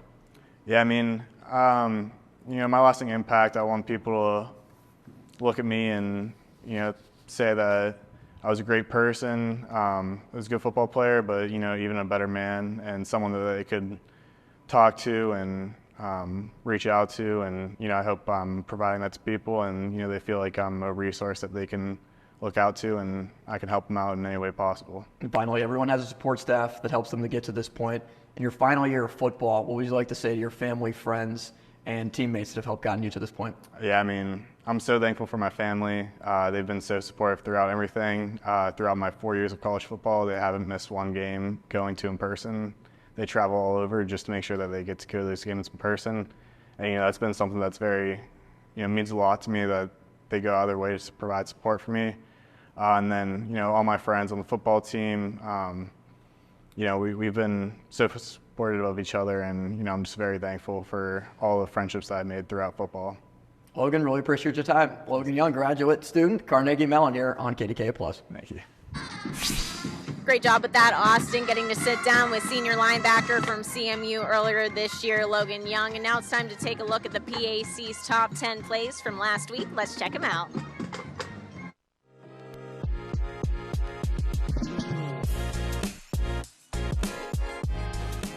Hello everyone and welcome back. I'm Ethan Spazarski. I know it's been a hot minute with the break, but we are back. So back, we're bringing a special top 10 plays this past 2 weeks around the PAC. So let's waste no more time. Let's get right into it. Starting off with number 10 with this week, as Case Western traveled to Allegheny and quarterback Alex Fromberg, who has had all day to deliver this touchdown pass to Dylan Cave to put the Spartans up 14 points early. The number 9 play belongs to tight end Zach Cernuto as he crossed through the Westminster defense to make his way in for an untouched touchdown. Here at number 8 is 2 weeks ago when Carnegie Mellon was playing W&J and DJ Johnson fumbles this football off his own teammate on the kickoff. Number 7 is Case Western, but 2 weeks ago when facing the Golden Tornadoes as the Spartans get the block punt off, they later would score on the game's first touchdown on this drive. Number 6, we head back to Washington where Jake Pugh finds John Peduzzi for this easy 14-yard touchdown. For number 5, we have Jacob McCosco as he shows off the toe drag swag for the first down. The number 4 play, we head to Bethany as Nico Flatty for Grove City winds his way through and runs all the way to the end zone for a 45-yard touchdown, helping the Wolverines go up by 45 points. At number 3, we head to Latrobe as Waynesburg's Samuel Barber rolls right, sticks out to stiff arm, and delivers a 32-yard pass to Tyler Richmond, who makes a diving grab and help Waynesburg get its win over St. Vincent. Number 2 is Geneva, who 2 weeks ago, with their only touchdown play of the game here, as Landon Smith zooms past everyone to score the 61-yard touchdown. And finally, the number 1 play from the past 2 weeks in the PAC belongs to Bo Wolf on his 92-yard kickoff return touchdown as he flies through past all the Allegheny defenders for the first 6 points of the game.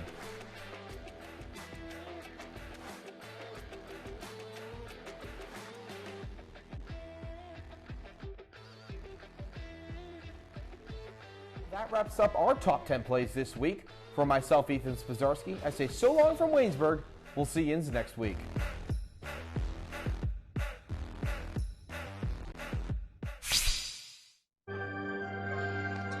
It's homecoming weekend here at Grove City. The Wolverines up 10-3 at the half over Carnegie Mellon. We'll be back after this on KDKA+. From every corner of every county. Reporting in Pine Township. In Armstrong County. Reporting in Moon Township. In Dunbar, Fayette County. In Westmoreland County. In Murraysville. Wherever news happens that impacts you. The damage isn't isolated to just one area. Multiple communities have a mess to deal with, and KDKA is covering it all for you tonight. KDKA will be there. Reporting in Aspinall. In Canonsburg, Washington County. Reporting live in Cranberry Township. This is our newsroom. KDKA TV News. Think you've tried everything at Panera? Think again. Introducing more new sandwiches and salads with our new flavor-packed toasted Italiano and the mouth-watering Mediterranean chicken greens with grains. More in every bite, just like the new ciabatta cheesesteak with melty provolone and garlic aioli. And more new options under $10, including our new creamy bacon mac and cheese. Come taste the new era at Panera. Quiet on set? No way. This is Jake's time to shine, and Ryan's, and our crew. Cameras, check. Drones, check. Checking that shot we just checked? Double check. We ain't got time to chill. We're out here capturing this action. This is when we get to work, to bring you every moment live, no matter what. Broadcasting changes everything. Transform how you experience the game with JRM Video Production. It's time to rediscover the original Voodoo Brewing Company pub in beautiful downtown Meadville. Enjoy world-renowned craft beer, delicious and unique cocktails made with our new lineup of VBC spirits and one-of-a-kind food items. Follow our Facebook and Instagram pages to stay updated on our series of live music.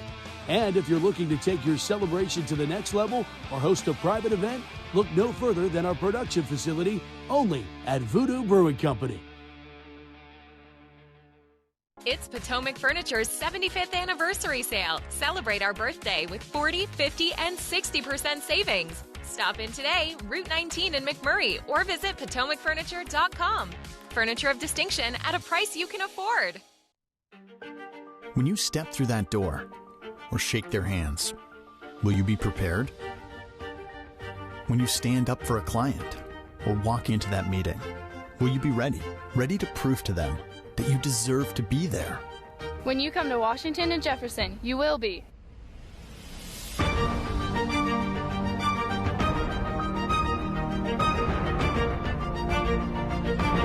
Washington and Jefferson College. Are you ready?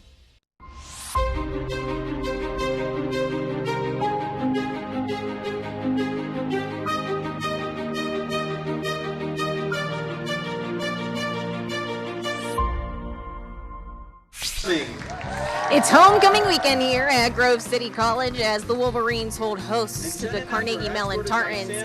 The Wolverines up 10-3 at the half. On the halftime show, I'm Susie Cole, and now it's time to send it back up to the booth for some first half highlights and stats with Austin and Alex. Austin? Thank you, Susie. Back inside the broadcast booth, Austin Bexel, Alex Terrett. So, Alex, one of the main points of this game has been time of possession, with Carnegie Mellon dominated in the first quarter. Grove City significantly better in the second quarter after only 15 yards of offense in the first quarter for Grove City, 132 total in the half, significantly surmounting that, and that's a big part why the Wolverines have the lead. And it's been the tale of two quarters. And the first quarter was dominated by CMU, who you saw a lot of production from Ben Mills, who was able to push the ball up the field, a lot of short intermediate routes, not a whole lot of deep throws. But then you see Grove City kind of retaliate and use their run game with Nico Flatty. Yeah, and Ben Mills only attempted one pass in the second quarter.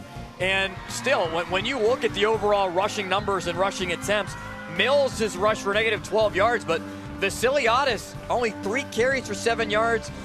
Will Bauma's run 4 times for 4 yards.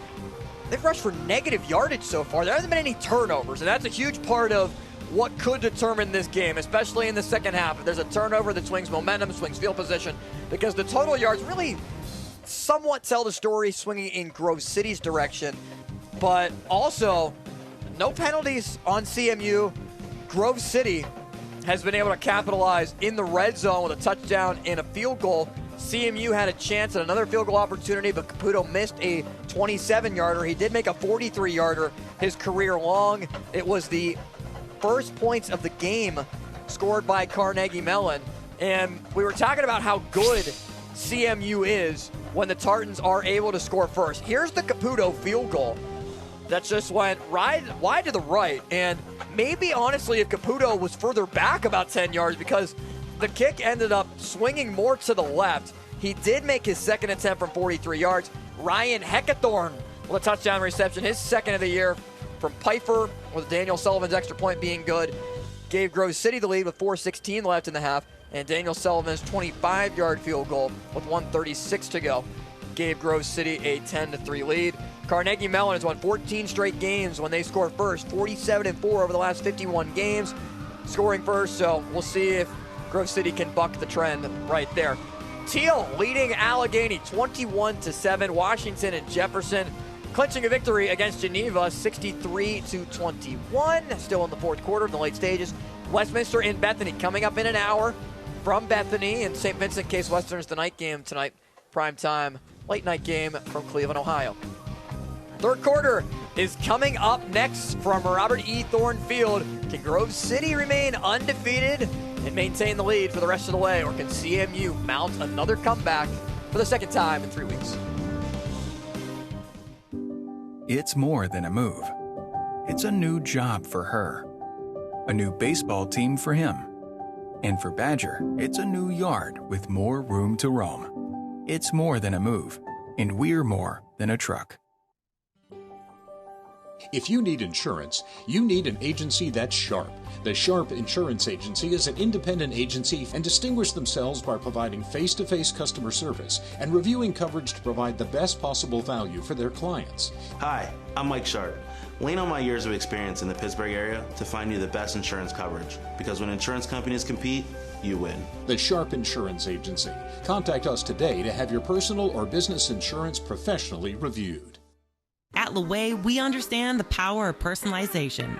From hats to water bottles, our expert services include screen printing, embroidery, and a variety of promotional items. We also specialize in team sports gear. What truly sets Laway apart is our dedicated design team, including our talented on-staff graphic designers and exponential customer service. Choose Laway to make a lasting impression on and off the field. Plumbing is a registered and insured master plumber that services the South Hills. They offer a variety of services, including camera inspection and dye testing. Trout Plumbing also offers a veteran and senior citizen discount. When in doubt, call the Trout at 412-983-8106. It's Potomac Furniture's 75th anniversary sale. Celebrate our birthday with 40, 50, and 60% savings. Stop in today, Route 19 in McMurray, or visit PotomacFurniture.com. Furniture of distinction at a price you can afford. Welcome back to Grove City, Pennsylvania. Austin Bechtold, Alex Terrett, and Susie Cool alongside on KDKA+, with a matchup between two teams undefeated in the President's Athletic Conference. The last two teams to win the conference. Both teams ranked in the top 15 in the country, according to D3Football.com. Carnegie Mellon at 14, Grove City at 7. The Wolverines won last year's matchup right here to knock off CMU, take away the crown from them. Carnegie Mellon looking to try to do the same as CMU 2 weeks ago beat Washington and Jefferson, got one of the main hurdles out of the way in defeating the Presidents on the road. It's really difficult to win the conference when you have to play two teams, W&J receiving votes in the poll. Grove City, highest ranking ever, 7th, one of the highest rankings ever for a PAC team. And then coming up after this will be at St. Vincent and then Westminster, Allegheny in a difficult game in Cleveland, Ohio, on the road against Case Western Reserve. Carnegie Mellon in its final season in the President's Athletic Conference as CMU making a change, going to the Centennial Conference of the 2025 season. The PAC elected to allow Carnegie Mellon, they came to an agreement to allow CMU to leave the conference, where CMU's been an affiliate member since 2014. Will join the Centennial Conference with a lot of big-time opponents there, and it's a opportunity to play the likes of John Hopkins, Gettysburg, McDaniel, and more. As Grove City will get the football to begin the second half. Carnegie Mellon has not allowed points in the third or fourth quarter this year.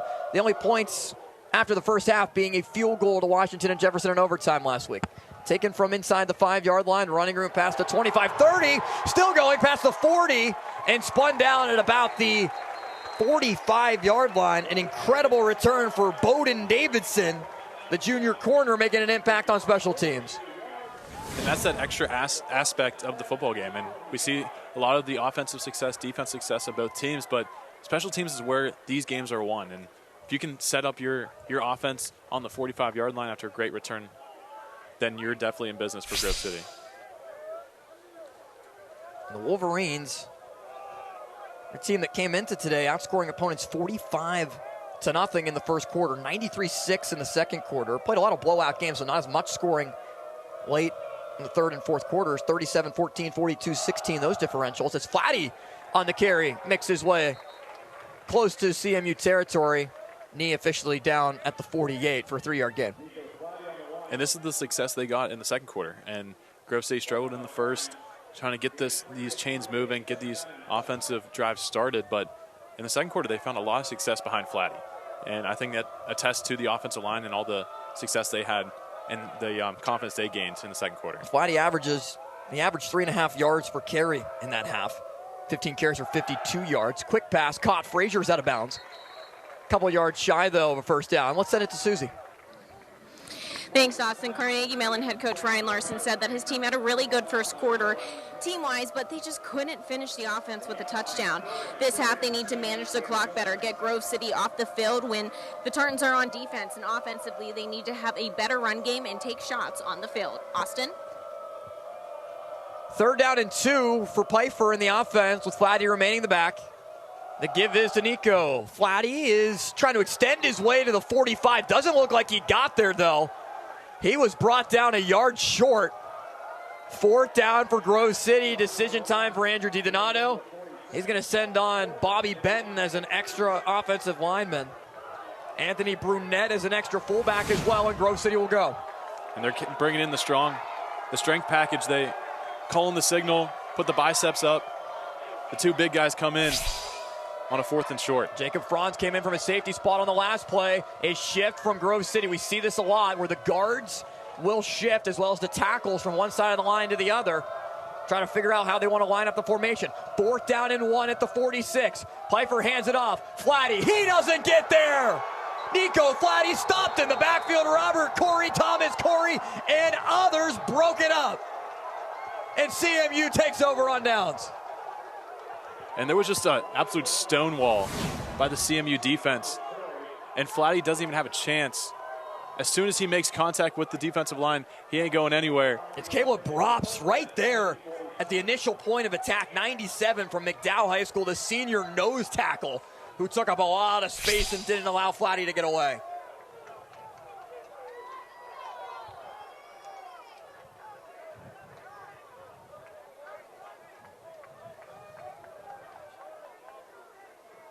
First and 10 at the 47-yard line for Ben Mills. They send Everton in motion with Vasiliadis as the back. And they'll give it to Vasiliadis. Good carry to midfield.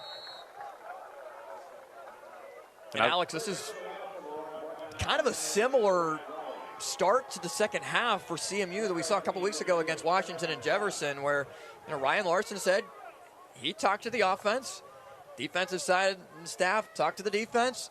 Didn't really change anything with what they were usually doing. And so far, Mills and company operating pretty effectively as he gets knocked out of bounds by Jack Jolly after a couple yards.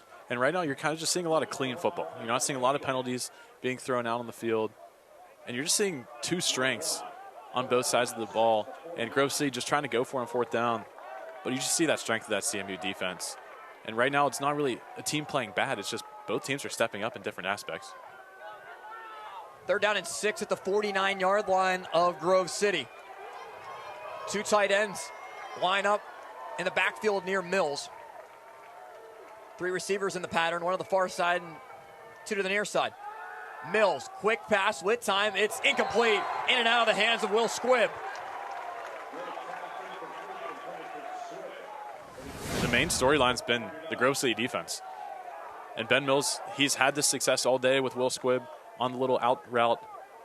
It's basically been an extension of their run game, but now the Grove City corners are getting a little more confident. They're starting to push up in the face of Squibb, in the face of McCullough, not giving them those extra breathing room passes that Ben Mills likes to throw. And Alex, CMU had a golden opportunity there after Grove City turned it over on downs right near midfield and can't take advantage. Mills punched it away. It's a good kick. And a fair catch is called for inside the 15-yard line. Dominic Danino on the fair catch after making the play to break it up from Will Squibb on 3rd down. There's a little pushing and shoving at the 35-yard line, but that breaks up without much problems. North Catholic and Avonworth is up next for the Steelers High School Football Showcase Game of the Week on KDKA Plus. Friday, October 18th at 7 o'clock. Matt Fargo and company will have the call from Avonworth.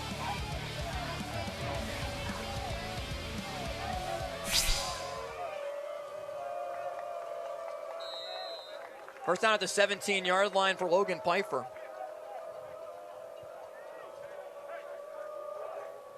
Averages about 300 yards per game passing-wise as this Grove City offense. Flatty making moves to shift his way to the 21. And it's just a very physical football game. And this football game is going to be won in the trenches. And Flatty's had so many opportunities, a lot of attempts in the first half, and you see that's getting picked up again in the second half. You just don't see a lot of outside throws right now by Pfeiffer.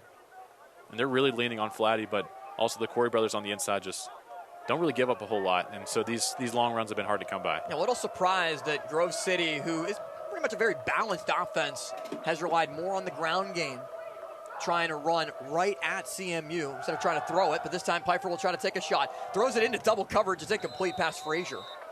And Pfeiffer read it and saw Williams there, as well as Nolan Pitzenberger, the strong safety who came over for help. And Frazier had no chance. And Frazier was triple teamed on that route there, but Pfeiffer still throws a ball towards him, trying to see if he can get something. But you just see a lot of white jerseys there around Frazier, who definitely draws a lot of attention with the stats that he puts up. How frustrating can that be for a quarterback to have your man open but then have to throw it away late because of the coverage getting over? And it's very frustrating, but it's also a smart play to make and not turn over the football. 3rd and 6 for Pfeiffer. Ball at the 21-yard line. Pfeiffer with time. Quick pass. It's caught. Heckathorn loses the football and ruled incomplete.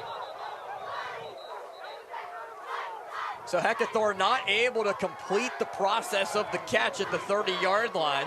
And after CMU goes 3 and out, Grove City does the same and will punt it away.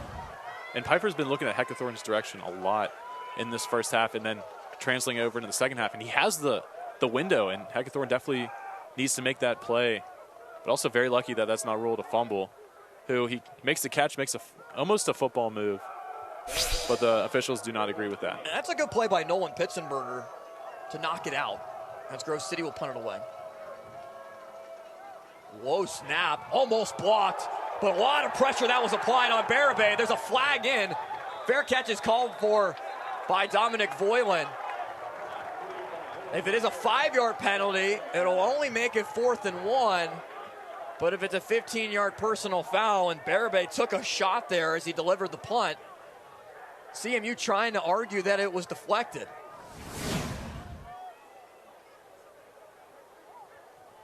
Here's another look. It was Logan Young who ran into Barabay.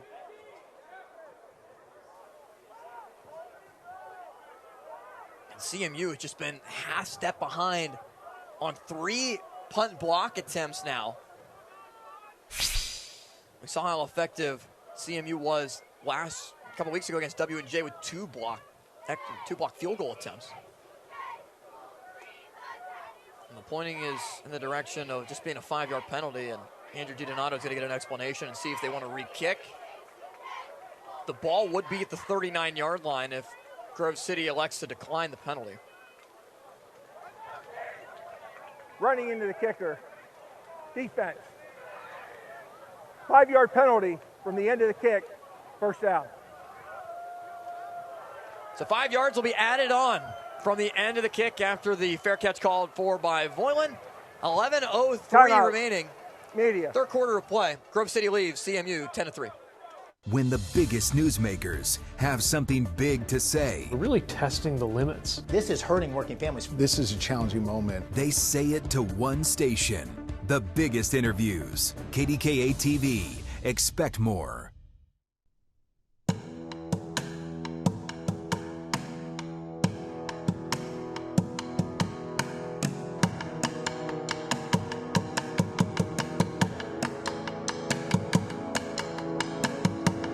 Now is the time. Today is the day for us to strike out and move forward in confidence and faith.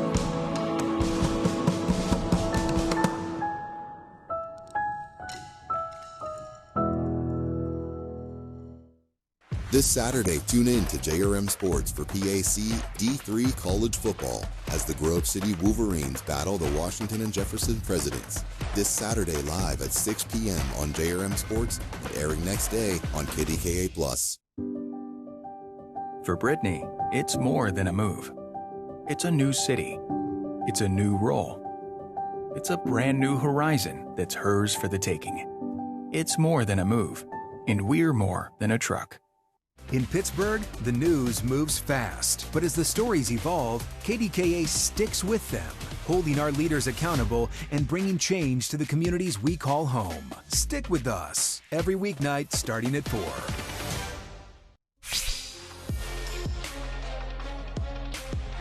High above Grove City, Pennsylvania, and Grove City College at Robert E. Thorne Field. Austin Bechtold, Alex Terrett, and Susie Cool alongside here on KDKA+. Fantastic matchup between CMU and Grove City. Ben Mills in the offense. Take over at the 34-yard line after the 5-yard penalty. Mills looking to take a shot. Downfield, one-on-one coverage with McCullough. Incomplete.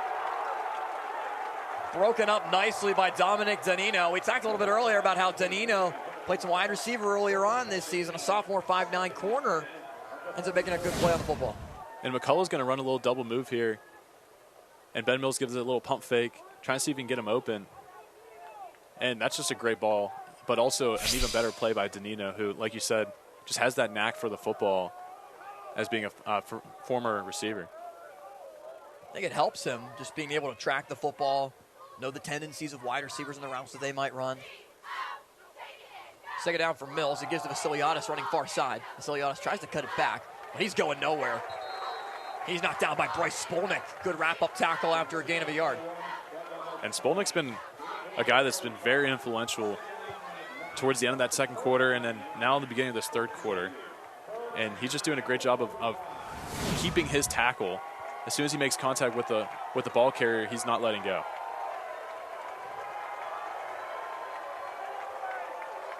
Third down and 9 for Carnegie Mellon. The Grove City crowd starts to get a little bit riled up. Good crowd of 6,000 on hand. Bladel jumps into the neutral zone but gets back in time. Grove City brings 5. Mills flushed out, rolls to the near side, has a man open, it's caught. Voiland, first down into Grove City territory. And you see this little crossing pattern by Voiland and McCullough. But then Ben Mills extends the play a little bit and kind of changes a lot of the initial routes that they've had. And then Voiland able to settle down in the window and create a great play. Quickly to the line, incomplete. Another strong play from Jason Minch. He's done a nice job in coverage against McCullough today. And Minch has a tough task here, but he breaks on the football so well, and he's always going for the receiver's hands. and just playing through the ball, and that's been something that Grove City's done a great job today in the secondary. CMU tried to get Grove City to not be able to substitute after that last first down conversion play. Seen a lot of Vasiliadis as the back today. Bauma's also mixed in. They send Vasiliadis out in motion. They throw a quick pass. Voiland's got it off the screen. Got blockers in front of him. Voiland first down and more, spinning his way near the 35. A little tunnel screen for Voiland. And he gets the blocks that he needs by Everett out on the outside. And he's just able to just hit that hole and extend for that first down. It was brought down by Ryan Montgomery. Makes his way to the 37. Mills, pump fake, looking deep for Voiland. Voiland turns back and makes the catch at the 10. What a throw by Ben Mills and a better catch by Dominic Voiland. Find the football, tracked it, and inside the red zone. And this is the Ben Mills that we've seen over the last couple weeks, who's just not afraid to put the ball and let his receivers make a play. And that little pump fake, another double move that we've seen. They're trying to get started. Great back shoulder. Even better play by Ben Mills. First down and goal for CMU. Mills once again in the shotgun. Operating with two receivers to the far side. McCullough, the lone receiver, isolated on the near side. They throw it towards McCullough. McCullough makes the catch at the 5, spinning his way and puts the football near the 4. He's going to officially be brought down at the 6. Couple big plays, couple big chunk plays that you didn't really see a lot in the first half. Just not a lot of splash plays, but now you're seeing this CMU offense have that tempo. And going back to what you saw in the first quarter, just a lot of those short throws, and McCullough just able to make another big play and reach out to put them inside the 10. Mills did not complete a pass in the second quarter. Looks very similar to the offense that CMU ran in the first quarter of play. Looking to try to tie this game. Second down and goal, ball placed at about the 5-yard line. Mills looking far side, flag comes in before the snap. And signaling a false start that'll move the ball back 5 yards. False start. Offense, number 25. 5-yard penalty. Second down. It's Brendan McCullough, the sophomore wide receiver from Peters Township, just a little bit too antsy to get started. But like the first quarter, whenever Carnegie Mellon was moving the ball down the field, once they hit the red zone, they really struggled. And I think the Grove City defense, the defensive backs, start to play a little bit tighter up to the line of scrimmage, and they do a great job using their size to really disrupt the timing of these receivers. Second and goal from just outside the 10. Similar formation as the first and goal play. Now McCullough goes in motion towards the formation. Mills looking far side, crossing route, intercepted! Picked off by Bowden Davidson! And a huge stop by Grove City defensively. And it's all about taking care of the football in these big football games, but right there, Ben Mills, a costly mistake. And losing that turnover battle now. Grove City holds inside the red zone. Huge play by Davidson to read the route in front of Voiland. Grove City football with 7.5 left in the third quarter.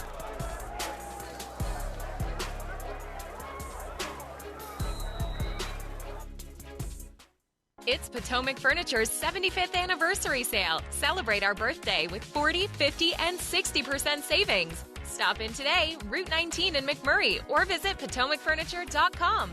Furniture of distinction at a price you can afford. First down for Logan Piper at the offense. Takes a high snap, and Piper looking to take a shot downfield. Has Heckathorn, but just can't pull it in.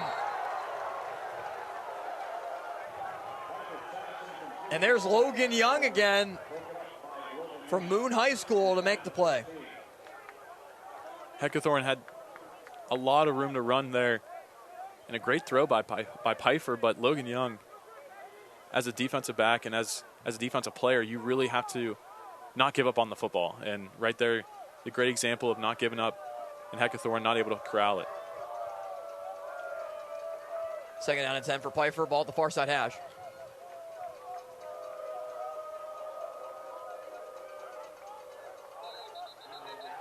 Some pre-snap movement by Grove City. Mistake after mistake from a veteran team. False start. Offense. Number 53. 5-yard penalty. Second down. And we talked about clean football. The entire first half, which is a lot of good defensive plays, but the offense was playing very clean, very sound, not a lot of penalties by CMU. Then now in the second half, Ben Mills throwing that football away, and Grove City starting to stack on some penalties. It's a little bit of a different storyline now in the start of this middle part of the third quarter. Neither team expected this to be a shootout. Another high snap as Pfeiffer corrals it, sets up a screen for Flatty. Has some room in front of him. Flatty at the 15-yard line lowers his shoulder and goes out of bounds. Bitzenberger delivered the hit. We'll check the flag. Looks like it's going to go against Grove City again.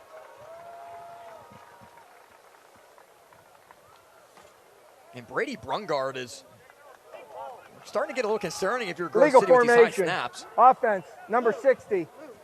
More than 4 in the backfield. 5-yard penalty. Second down. And Luke Jolly, who got called for being in the neutral zone when Grove City had the football right on the goal line, was called for an illegal formation, did not line up on the line of scrimmage properly. And that play had a lot of potential there with Flatty in the screen. Now you're just backing yourselves up more inside your own territory. It's 2nd and 20 now at the 6.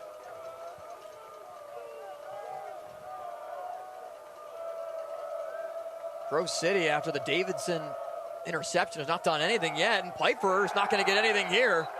He's brought down by Vincent Cece, who's having a really nice game.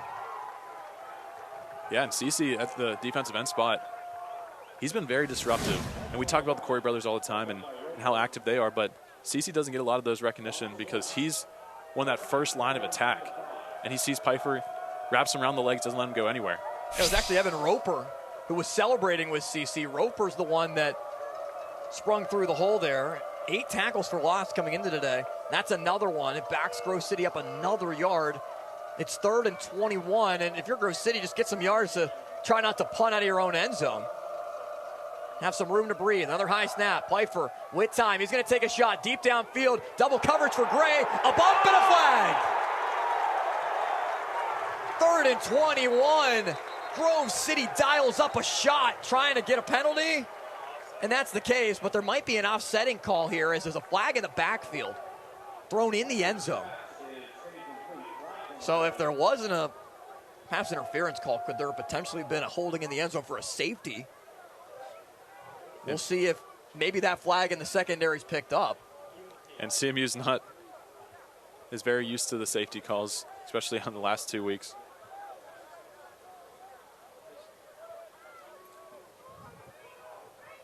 Since the referees talk about it, we're going to take another look and see what happened here on 3rd down and long. Short fouls by both teams. Personal foul, unnecessary roughness. Offense, number 9.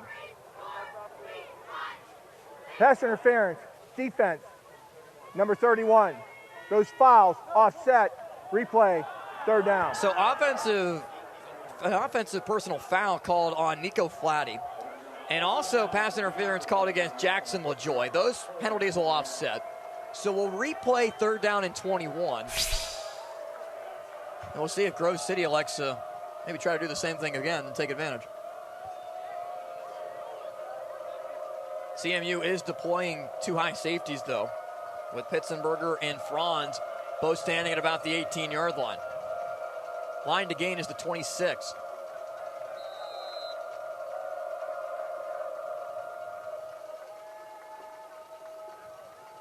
Heckathorn, Lenhart, Gray, Frazier, the 4 wide receivers out in the pattern with Flatty the back. 10 on the play clock. Time for Pfeiffer, dialing up a shot for Frazier. Frazier pushes off, grabs the football, no flag thrown. Adrian Williams was in coverage. Oh, and it looked like there was a pretty big shove there from Frazier, but he gets away with it, and it picks up a 1st down. And Pfeiffer goes to his favorite guy, Scott Frazier, but you can definitely see the extension by Frazier, who runs this little fade pattern here. And then Adrian Williams just trying to make a play on the football, but Frazier just throws him aside, and the referee's just being very generous on that offensive pass interference. Wow, Grove City gets away with one there. Frazier, the veteran wide receiver. They dialed up a shot and maybe try to do it again. Pfeiffer looking deep, downfield for Gray, overthrown. And you could see Ryan Larson on the CMU sideline, just irate with that call. You know, you really wonder, with that play being on the Grove City sideline, if a little bit more pressure being applied, if it was on the far side near the CMU sideline, if that would have anything to do with it. Just the human element that factors in. We take another look at the last play on the shot attempt towards Gray. And I'll say that Grove City's not afraid to throw the football down the field. And with Fraser and Gray both on the outsides, they've really just tried to just throw the ball up and see what they can find. Flatty able to pick up 2 yards. So 3rd and long coming up. It's a Grove City team that, you know, really, I mean, they know they're 7th in the country. They haven't talked about it, though, in both polls being ranked the highest that they have ever been. But it's a veteran-led team. They've won 5 of the last 6 against CMU. And it's kind of funny that Grove City and CMU are playing back-to-back years at Grove City. There's a weird scheduling quirk that happens with the PAC. It's not like it automatically shifts year after year. Frazier this time on 3rd down, incomplete. A flag comes into the backfield. Vincent Cece lost his helmet. He's currently carrying it.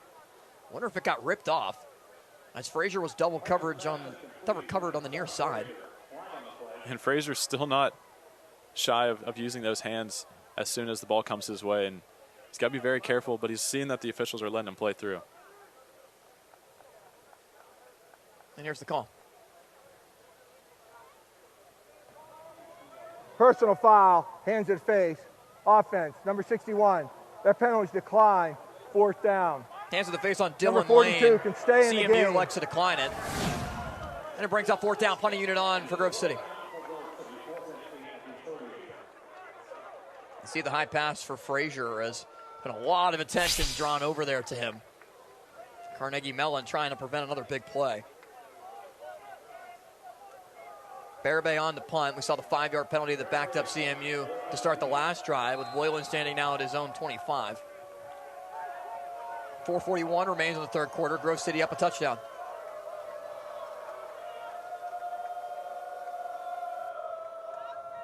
Barabay with lots of pressure is able to get it away. Ball continues to roll. It takes a great Grove City bounce inside the far 5-yard line. It stops at the 3. Logan Young, Robert Corey once again applying pressure. CMU just inches away from blocking a punt, not able to do so. And the offense will start inside its own 5 when you return to Grove City. It's Potomac Furniture's 75th anniversary sale. Celebrate our birthday with 40, 50, and 60% savings. Stop in today, Route 19 in McMurray, or visit PotomacFurniture.com. Furniture of distinction at a price you can afford. At Laway, we understand the power of personalization. From hats to water bottles, our expert services include screen printing, embroidery, and a variety of promotional items. We also specialize in team sports gear. What truly sets Laway apart is our dedicated design team, including our talented on-staff graphic designers and exponential customer service. Choose Laway to make a lasting impression on and off the field.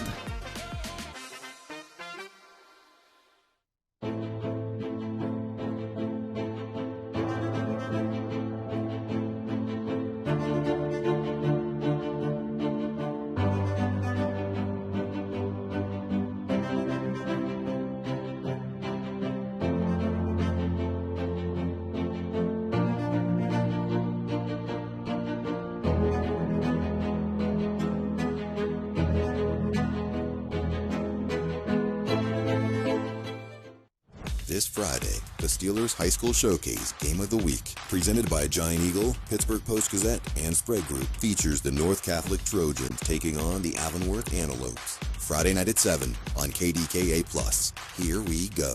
JRM Video Productions, winners of a Regional Emmy Award for live sporting event.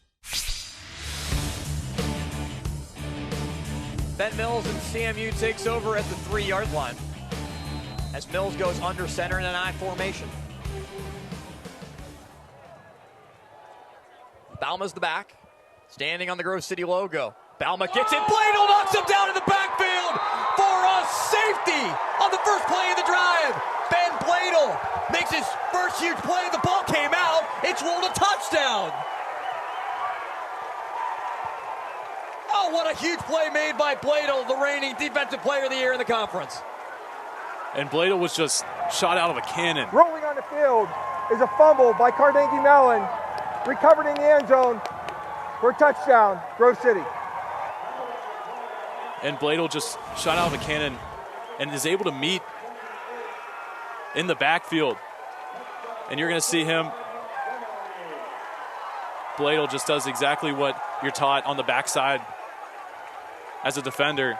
And he's able to punch the ball out and even get a touchdown, which even swings this game even more into the favor of Grove City Wolverines. Ryan Montgomery just found the football. It's Bladel knocked it out. It just fell to Montgomery off a great bounce. Sullivan's extra point up and good. Just a fast-moving play and a substantial play in this game as turnovers continue to be costly against CMU. And it's been very tough for CMU to get started offensively, but you just see that ball just get popped out and just land in the hands of Montgomery, who is just in the right place at the right time. It bounced right in his hands. And we thought it was a safety for the longest time. And then when we see the officials throw up the touchdown marks. Seems surprising how quickly that ball bounced out. And then you just see Montgomery running right near the camera with his hands held high. 17-3 now, Susie. What a change of events. Junior linebacker Ben Bladel has become someone that opponents quickly have to game plan around when it comes to taking on the Grove City Wolverines. And even Tartans head coach Ryan Larson said that Bladel just plays really hard. You don't see him take any plays off. He's not lazy. Bladel plays with a high motor. He plays physical on the line of scrimmage. And simply put, Bladel just plays football the way it's supposed to be played. If the Tartans want to have any chance to slow Bladel down today, then they're just going to have to match the linebackers' efforts and intensity on the field. And we just saw that with that last play. Yeah, it doesn't seem like you're going to slow down Ben Bladel. What a strong play made there. As Sullivan's kickoff is taken by Bauma inside the 5. After Bauma fumbles, he gets another chance to possess it and breaks through past the 35. Bladel forced the fumble. Montgomery picked it up in the end zone off one hop. And Grove City is up by 14. And Bauma does an amazing job on these past few returns. He's been able to find that center of the field. And this is another drive where Ben Mills starts in pretty reasonable field position, but having that interception in the red zone on the last series, or I'm sorry, 2 previous series ago, and then that fumble. Right now you just need something positive from the offense. And now a 2-score game, going to be really difficult to come back against this Grove City defense. As Mills looks towards Kolke, he's got it. Reese Kolke's first reception of the second half goes for about 7. And that's someone we haven't really talked about a lot today. And Kolke's kind of that underrated piece of the CMU offense. And with his size and with his speed, he can very much impact the game vertically. And we're going to see if Ben Mills looks to him in the rest of his third quarter. Fake to Vasiliadis. Pass is thrown, and Foylan just not able to make the catch. As Bowden Davidson broke on the route and almost had his second interception. It looked like Ben Mills was throwing to Davidson because of how much he anticipated that route, and Ben Mills puts that in a dangerous spot and almost finds Voiland on the other end. A lot of things could have happened there. Could have been an interception going the other way with no one in front of Davidson. Could have been a pick 6. Voiland almost made a great Houdini juggling act to haul it in, but nonetheless, it's 3rd and 4. Ball at the 44-yard line. Under 4 minutes to go, third quarter. Mills, shotgun. Grove City showing pressure. They bring Jack Jolly. Handoff goes to Vasiliadis. Vasiliadis gets brought down. Tackle made in the secondary from Caleb Brubaker, the linebacker. It's going to be close to a first down. And it will be ruled a first down for CMU and a gain of 4. And that's a very generous spot by the officials because the Grove City sideline was indicating 4th down. And from up here, it looked like they were just a tad short, but officials give them the green light. And now we're going to see they finally got the first down that they were looking for, trying to get out of that funk that they've been on for a majority of this third quarter. See if they can kind of open up the pass game a little bit more and see if Will Squibb down at the bottom of your screen. 2 receivers on the far side. Squibb is the near side receiver. Mills fakes the handoff, looks towards McCullough. McCullough on a double move, turns around, one-handed grab, makes the reception. What a catch by Brendan McCullough. And McCullough was running this little out and up route and just makes an amazing catch. And now they're going up tempo. They know that they have some momentum, and they're trying to see if they can catch the defense off guard here. So definitely have to take another look at that one, but Mills rolls out, pass caught, Voiland down at the 15, and CMU, a great response on this drive. And Ben Mills he's doing everything he can to extend this football play. And Voiland looks like he's running to the inside of the field, but then cuts right back out. And they're really working this left side of the football field. Mills once again in the shotgun. Squibb and McCullough are the near side receivers. Voiland, the far side receiver, as Mills looks towards Voiland and throws it out of bounds. That touchdown on the fumble forced by Bladel that was recovered by Montgomery is the first points that Grove City has allowed in the second half, not counting overtime. The first points that CMU, has allowed in the second half outside of that overtime game with the field goal that was kicked by W&J. Here's another look at the incredible catch by McCullough.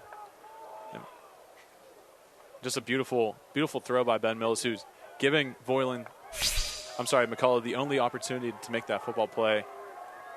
And Ben Mills now checks out of the game. And it's Joey McGinnis being brought down in the backfield by Ben Bladel. Goes for a loss of a yard. They bring in Joey McGinnis, get Ben Mills a quick rest, and then try and see if they can get him running and then more of an extension of the run game. But Grove City defense is not fooled, and they know when McGinnis is in, there's a good chance he's going to pull that football. It's 3rd down and 12 for Ben Mills. Ball at the 17.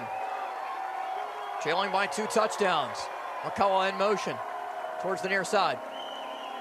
Mills looks towards the end zone. The pass is caught at the 5, and it's Kolke, touchdown! Reese Kolke, one move, scores from 17 yards out, and Carnegie Mellon responds to make it a 1-score game again. And that's been the guy. Kolke's been showing up in a lot of big moments, and Ben Mills knows exactly where he's located. And Kolke does a great job just stopping, but also it's as soon as he makes contact with the football, able to turn back around and have Davidson make a tough tackle, and then he's able to scoot into the end zone. Justin Caputo's extra point, up and good. How about CMU responding after the Grove City touchdown? The forced fumble recovered in the end zone. It's a 17-10 game now, Susie. 1:15 left in the third quarter. That's a great response from CMU. Yeah, with the magnitude of today's game, Tartans head coach Ryan Larson said today is all about staying in the moment and staying focused for Carnegie Mellon. No matter the highs or lows, the Tartans just need to remain steady and not ride the emotional roller coaster a big environment like this can bring to the table. When you let those external factors of today's matchup or homecoming weekend or whatever it is play a role in how you play, then that's where you run into some trouble. So Larson said it's simply playing with passion today rather than emotion, and as long as his Tartans stay steady and ride the ebbs and flows, then they're gonna be all right and possibly make a comeback. Austin? Thanks, Susie. This game has really lived up to the billing, Alex. Is really highly anticipated game, very well attended game, with Grove City leaving it 17-10 now after the extra point was good from Caputo. But this is what they do, and this is the Carnegie Mellon likes to sneak back in the football game. You don't hear a lot of the loud cheering that you hear with Grove City when they make plays, but that's just a great play by Reese Kolke to kind of silence his crowd a little bit. Davidson can't handle the kickoff return. It's out of his hands, still loose. It's taken by Aiken, and disaster avoided for Grove City as Bowden Davidson, who has the interception inside the red zone for Grove City, had the ball go right through his hands, then a scramble drill. Both teams trying to fall on it, but the Wolverines very lucky to recover. Because Davidson gets it ripped out in that play as well. And Davidson gets very lucky because as soon as that ball, with all that velocity, hits your chest and you don't corral it, it gets pushed forward and right back into the teeth of the kickoff team for CMU. Something worth monitoring, heavy cloud cover to monitor here at Grove City. There was some potential rain in the forecast for later on today. High snap. Piper corrals, gives to Flatty, and Flatty is brought down, gang tackled down by a multitude of defenders.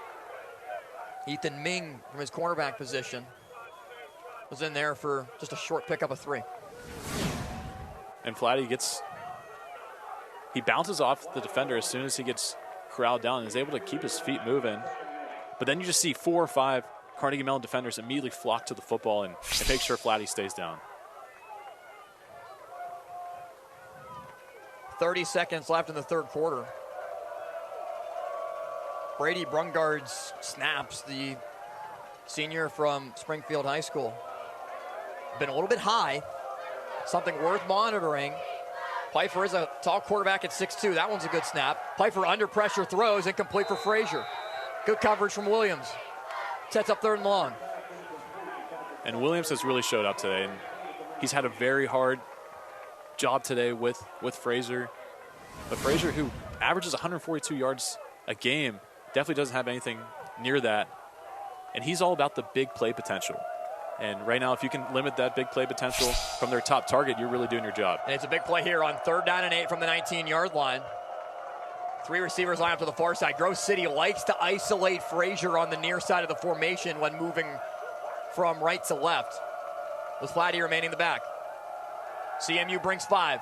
Piper's pass is intercepted! It's picked up by LaJoy. Jackson LaJoy read the route, intercepted the ball. Wonderful field position for CMU, looking to try to score back-to-back touchdowns. And we just talked about how good Williams is doing, but LaJoy's also had a huge impact in this game. And Piper doesn't have the timing with Gray on the outside. And then LaJoy's able to make a game-swinging interception. And Alex, that was a long throw with Piper on the far side hash, on the near side hash towards us, but throwing closer to the far side hash, right near the numbers. That's a long throw with that tight of coverage to be able to fit it in there, the window that Gray can make a play. And CMU takes advantage. It's like a carbon copy of the second half against W&J, the way CMU comes out and makes adjustments. As Mill takes over at the 27. Ben Mills, pump fake, looking for Kolke, throws end zone, it's intercepted again! Bowden Davidson, second of the game! And just like that, Grove City has the football back, back-to-back interceptions. And I want to take another look at this play because Ben Mills thinks he has Kolke wide open in the end zone. And Kolke's going to run a stutter move. He's going to immediately go back up the field, but then you're going to see Davidson, who's literally going to read the route and know that Ben Mills makes that pump fake, and he's going right back to Kolke. And just that ball is really underthrown. If Ben Mills throws that ball to the back pylon, Kolke has a play there. Kolke just had no chance. It's good description, Alex. If he throws it to the back pylon, Kolke has an opportunity, but even if Davidson wouldn't have made the interception, Ryan Montgomery probably would. So in the final 15 seconds of the quarter, back-to-back interceptions, and we treat it like nothing happened, and it's 1st down and 10 at the 20-yard line for Grove City. Hand off to Flatty. Nothing there. Met for a loss of a yard. As the third quarter comes to an end, put up the 4s. We go to the 4th in an ever-so-critical game to determine who could win the President's Athletic Conference, who will remain on top of the standings. We'll find out next as the fourth quarter begins on KDKA Plus. This awesome gift is from my grandma. I use free pay policy from GBA Life. What does it do? It accumulates cash value, helps protect my future insurability, and it may even earn dividends. What's so great about that? My policy will grow with me. Plus, I get access to the GBA Life Youth Leaders Program, scholarships, and more. Oh. You might be interested in a GBA Life annuity. You're probably thinking about retiring soon, right, Mrs. Jones? From heating and cooling to a large array of construction equipment, Herc Rentals has the gear you need to get the job done.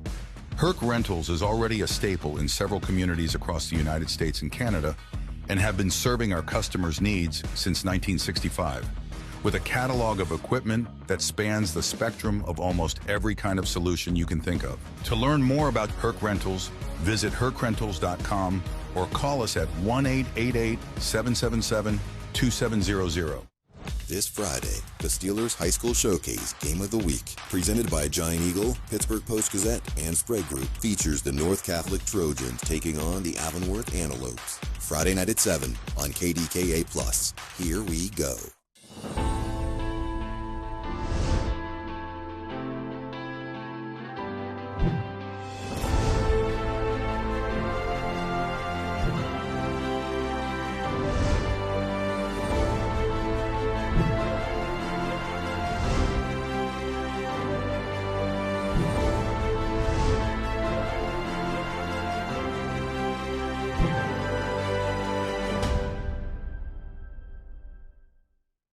This Saturday, tune in to JRM Sports for PAC D3 college football as the Grove City Wolverines battle the Washington and Jefferson Presidents. This Saturday live at 6 p.m. on JRM Sports and airing next day on KDKA+. Big game next week, CMU. The big game right now against Grove City to determine if the Tartans can remain undefeated. Grove City trying to do the same because the schedule gets a lot harder for Grove City, being on the road at W&J next week. We'll have that game for you at 6 o'clock on KDKA+. Second down and 11 for Logan Pfeiffer in the offense. Pfeiffer, it's a design quarterback run, tries to go up the middle in the offensive line, and he's down at about the 25. And interested to see the type of approach that Coach Donato goes with. Your team has been playing great on defense. Majority of the three quarters that have transpired so far, you have a touchdown lead. Are you going to let it loose and do exactly what you did on the last drive, try to get Scott Frazier involved and Gray also involved? Or are you going to keep running the football with Flatty? Third down and 5, and if you're Grove City, you want to stay aggressive. Don't play in the hands of CMU. Quick pass caught. There's Frazier. He's got a first down. And Frazier a little bit slow to get up at first. He was kind of feeling his backside a little bit, but he'll stay in there. And usually you have Frazier running those routes to the outside, to the sideline, and up the field. But then they decide to have him on a slant route in the teeth of the defense, and Pfeiffer throws a great ball and let Frazier use those strides to push forward for a first down. Now, both sides are not looking at this game as a must-win to make sure that you win the PAC, but it's as close as you can get to that. Andrew DiDonato also thinks whoever comes out of this conference has a chance to win a national championship in the expanded playoffs. It's another pass thrown towards Frazier. He's got it and close to another first down. He's spun out of bounds by Williams. And Frazier does a little hitch route, runs his 5 yards, immediately turns around, and Pfeiffer and him have that chemistry that he doesn't even have to look before Pfeiffer delivers that football on time. Another completion for Pfeiffer, who's starting to find his groove now in the second half. 2nd and 2 coming up. Brady Brungard lost his helmet on the play. And it's an official's timeout as Bobby Benton from Baldwin ran onto the field to be the extra lineman in the formation after Brungard has to come out for one play.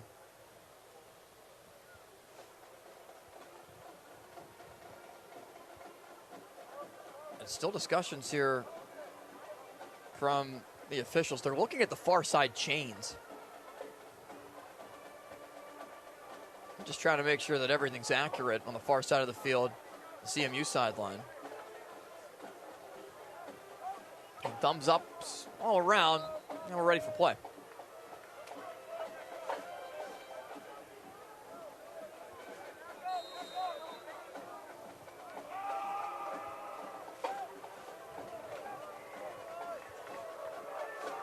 So Benton will serve as the center for this play. 2nd down and 2 in a pistol formation for Pfeiffer with Flatty remaining in the back. Tamburino also in the backfield. Flatty trying to spin out of trouble. He's brought down for a loss. Logan Young finished him off, but it was Mitchell Stokey who had the initial pressure in the backfield. All the way back to the 41. It's a 3-yard drop on the tackle.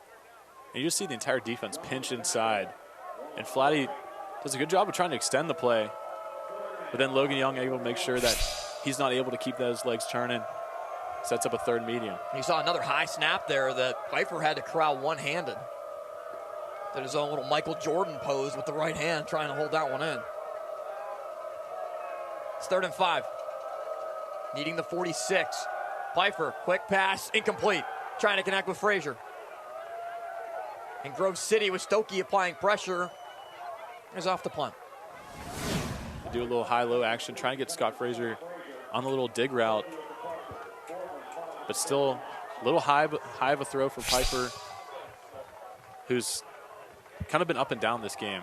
But CMU is a tough defense to go against. And now Grove City's going to have to punt this football back to a CMU offense who's starting to heat up a little bit more. And you know, Alex, you know how important special teams and turnovers is in this game. Would you think that maybe Grove City would even think about running a fake here with how aggressive CMU has been trying to block the punt? As Barabay gets it away just in time. He gets smashed at the 30-yard line. Once again, CMU collapsed in on the Grove City punter, and there's an injured player down for CMU as well. Both players are down as the fair catch was called for and made at the 19-yard line, but Barabay is down, and it took a little bit of time as well on the personal foul, roughing the kicker. Defense, number 28. And it was Jamison LaJoy. 15-yard penalty, results automatic first down. He's the one that ran into Barabay, who's still slow to get up as this training staff is off to him, and it's a 15-yard penalty, a personal foul that will keep the drive going. And Barabay takes a tough shot here. This CMU special teams unit really wants that football, and they're sending almost everybody on every single punt attempt, timeout, trying to see if they can get a block. Injury. And Barabay is just gingerly walking off the field under his own power. We'll take a short break, back in 30 seconds after this. This awesome gift is from my grandma. I use free pay policy from GB Life. What does it do? It accumulates cash value, helps protect my future insurability, and it may even earn dividends. What's so great about that? My policy will grow with me. Plus, I get access to the GB Life Youth Leaders Program, scholarships, and more.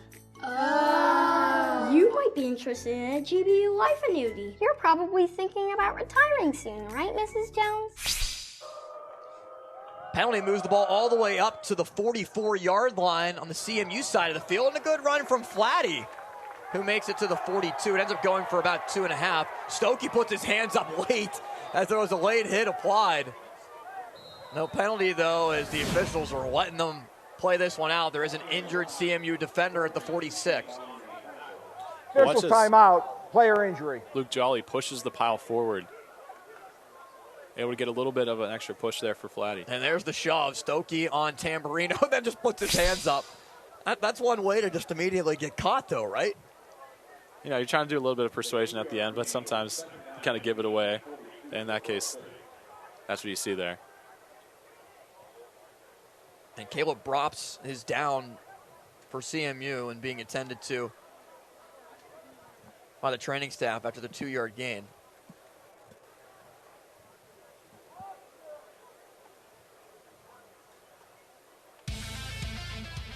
Take a look at the PAC scoreboard. The scores around the conference. Teal and Allegheny has come to its conclusion. 21-7. The Tomcats victorious against the Gators. Washington and Jefferson put up over 60 points against Geneva.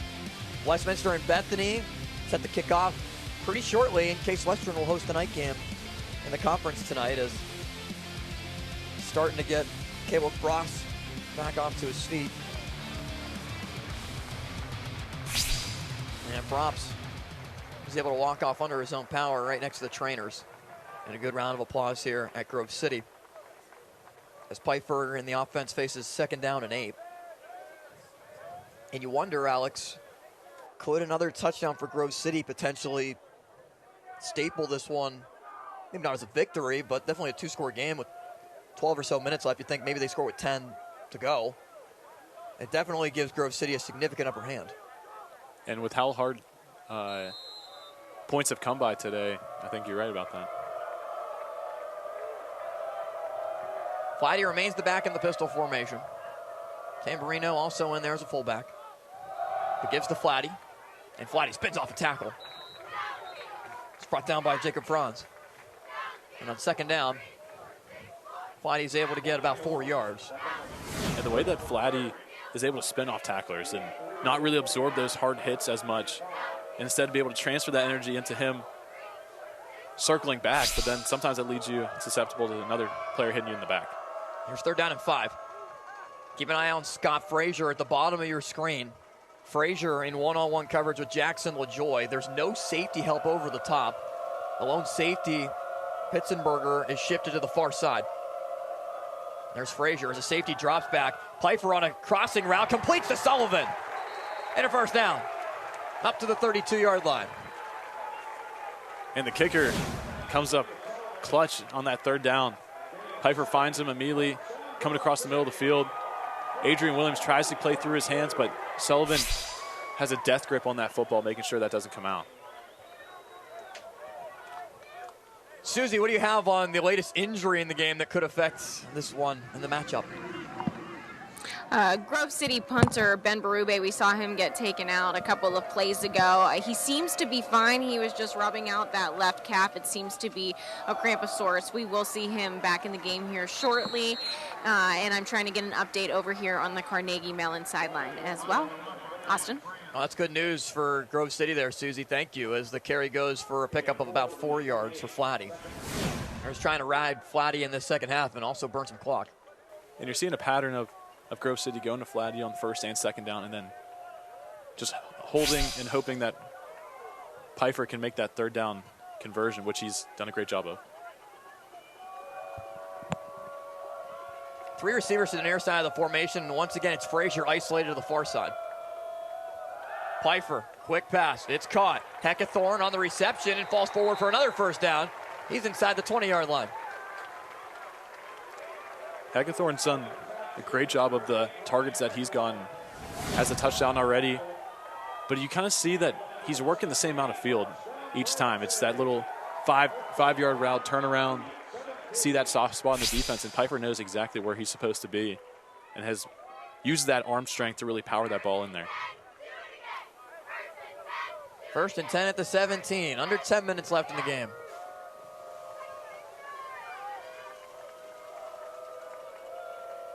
Pfeiffer, hands off, Flatty. Flatty breaking tackles to the 15, Flatty to the 10, and he's out of bounds inside the 10-yard line.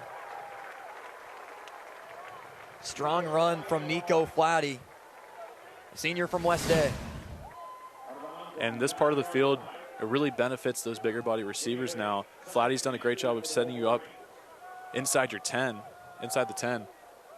But now Pfeiffer's looking towards Frazier now, and I think they're going to have him split out wide up top by himself, trying to see if Adrian Williams can hold him. It's such a veteran-led group for CMU. Only Jacob Franz is not a senior. Everyone else is either a senior or a graduate. As a defensive starter for CMU, other than Franz, who's had a good game. Evan Roper makes the tackle. Ends up losing a yard and sets up 3rd and 3. Roper just shooting the gap and able to push forward, really collapse in on Flatty, who didn't really have a whole lot of running room from the beginning. Big play here for Grove City. Wonder if it's 4 down territory here on 3rd down. 2 plays from the 10-yard line to either pick up the 1st down or potentially punch it into the end zone and keep the drive going. And Pfeiffer likes to call timeout. 8:17 left, 4th quarter. Big 3rd down coming up for Grove City when you return to Robert E. Thorne Field in a 7-point game. Quiet on set? No way. This is Jake's time to shine. And Ryan's. And our crew. Cameras, check. Drones, check. Checking that shot we just checked? Double check. We ain't got time to chill. We're out here capturing this action. This is when we get to work. To bring you every moment live, no matter what. Broadcasting changes everything. Transform how you experience the game with JRM Video Production. When you step through that door or shake their hands, will you be prepared? When you stand up for a client or walk into that meeting, will you be ready? Ready to prove to them that you deserve to be there? When you come to Washington and Jefferson, you will be.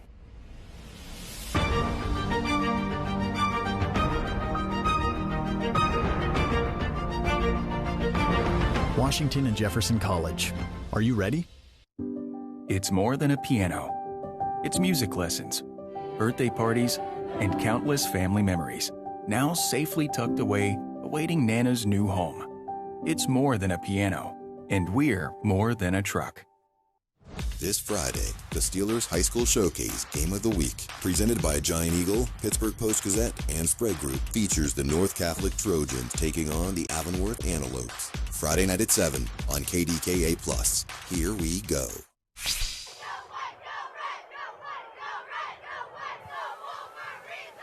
Third and 3 with about 8 minutes left in regulation. Big play for Grove City. The Wolverines having a chance to make it a 2-score game.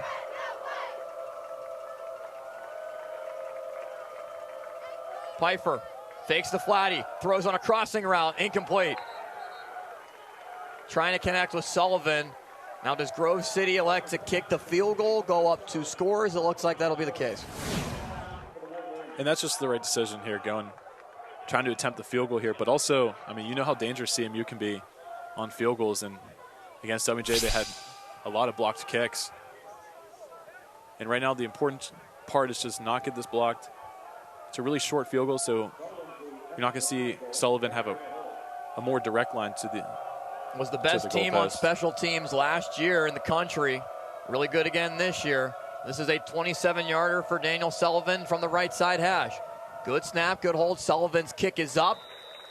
And no good. Sullivan cannot convert. 2 27-yard field goals that's missed in the game, one on either side. CMU gets the ball back, and once again, the special teams unit for CMU forces a miss. I hope there's a special team of the year award, because that would definitely go to the CMU Tartans, who, even when they don't block the field goal, they create so much pressure. And you see guys like Logan Young flying off the edge and able to disrupt the timing for Sullivan.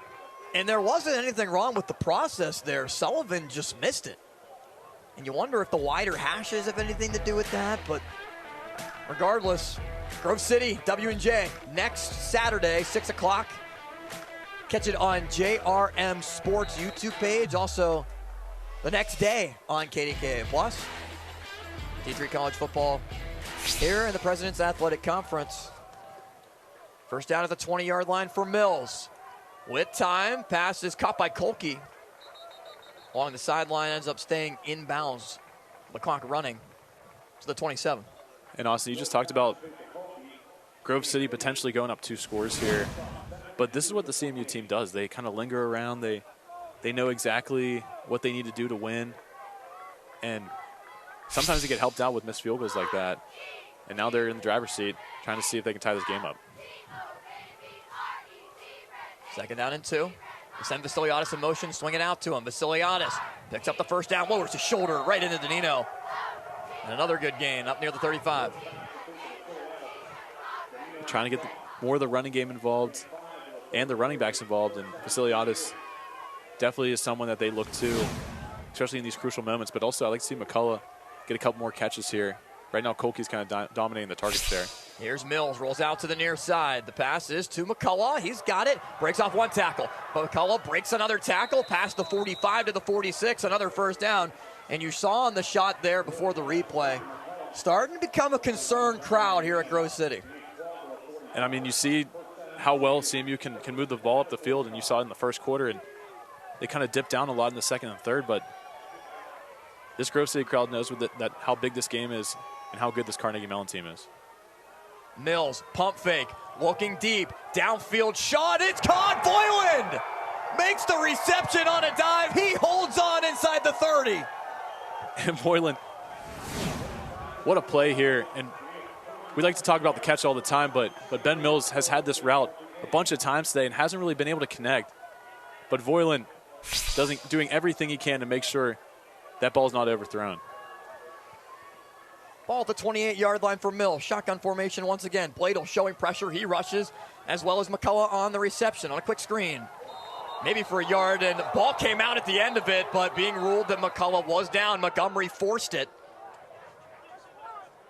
Jack Jolly also flying around defensively. Ball carrier was down. City, part of the ball coming loose. Ball carrier was down at the line of scrimmage right there, so it ends up going for no gain. try to get McCullough here on a little tunnel screen, a little inside slot screen. Everett making the block on the outside, but Montgomery and Jolly very close to changing the game with a fumble. The clock is rolling inside 6 minutes now, right around 5.5. So here's Mills taking a shot towards Voiland, comes back to the football, and he's got it once again before going out of bounds. It's another first down. This one's a pickup of 12. They really like that comeback route with Voiland, who just had that long double move, and instead they decide not to have him go up the field, instead stay towards the sticks. Ben Mills starting to heat up a little bit, but this is, once again, they struggle inside the red zone. They've only put up 10 points today for that reason. Bowden Davidson has been following Voiland around on the field, and it's starting to be Voiland the one winning the matchup, despite Davidson having 2 interceptions. The give to Vasiliadis, tries to cut back. Jack Jolly not fooled. He brings him down at the line of scrimmage. And this is exactly the type of situation that Jack Jolly arises. And he does such an amazing job of following the football. And you just see him just not giving up on the play. And as soon as you see Vasiliadis try to cut back, Jolly's right there to meet him. Jordan Carchesi also in on the tackle. 2nd down and 10 with 4.5 to go. They send McCullough in motion to the far side of the field. Mills in the shotgun again with Vasiliadis to the back. Grove City brings pressure, incomplete, out of the hands of McCullough, who took a shot. Big hit delivered by Jason Minch. I know that the ball was already through the hands, but Minch just making sure that McCullough kind of feels that hit a little bit. Ben Mills tried to get the ball out, but then Minch just finishing McCullough in the ground. 3rd down and 10 as the crowd comes to his feet and starts to come alive here at Grove City. McCullough lines up as a wide receiver to the far side. Voiland and Kolke to the near side. Wildest it's been in the stadium so far today. Big play for CMU. McCullough in motion. Mills. Here comes Bladel applying pressure and gets home. Ben Bladel brings down Ben Mills for a big loss in the backfield. And you just hear this crowd just erupt because Bladel is one of the best outside linebackers in this conference. And there's a reason why, because as soon as he sees a quarterback, he makes sure he doesn't get away. And Ben Mills has no chance there to make a football throw. And Ben Bladel is just the guy that comes out in these crucial moments. And now CMU attempting a really long field goal here. This is a 45-yarder. Caputo was good from 43. That was his career high set today. This one to try to attempt a new career high. Good snap. The kick is up from Caputo. And the kick is no good. Off to the right. Justin Caputo's kick off the mark. It's 2 missed field goals by Carnegie Mellon.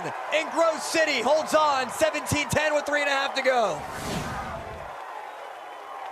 And Caputo, who's just hit his career long earlier in the game with 43, tries to attempt his 45, and you just see it's barely outside of the goalpost. Caputo thinks they had a chance of coming back in. You can see the CMU kicking team thought that they had a chance there, but the referees disagree. Man, that would have been good from 60. What a great kick, but it looked like it went right over top of the upright, but just to the right. And, you know, football is a game of inches. There's your prime example. CMU does have 3 timeouts remaining. Pfeiffer, hands off. Flatty, not much room. He's wrapped up by Stokey. It's a gain of a yard, and Ryan Larson calls his first timeout. So if you're CMU now, they're going to just try to stop Grove City on this drive, preserve as much time as possible. You have 2 more timeouts after that one, plus the 2-minute timeout. Grove City, you can imagine what, Alex, 2 timeouts wins, or 2 first downs wins the game, definitely 3. Yeah, 2 first downs definitely wins this football game. And Correction. right now you have to really rely on Flatty. And you're going to see that Flatty's going to get these first 2 carries. He got the first on the first down. He's probably going to get the second one just to run some from time. Make sure Coach Larson has to call that timeout. Well, CMU up next will have St. Vincent, Westminster, and Allegheny. Westminster, the game sandwiched right in between. That's going to be difficult. Westminster's had a pretty solid season. Carnegie Mellon, though, all eyes on the prize in this game. So critical. Grove City, after this one, will play Washington and Jefferson. So back-to-back games against the two toughest opponents that you'll face this year. Case Western also having a good year. Same thing with Westminster. Some of the top teams in the conference. Teal and Waynesburg will be after the W&J game.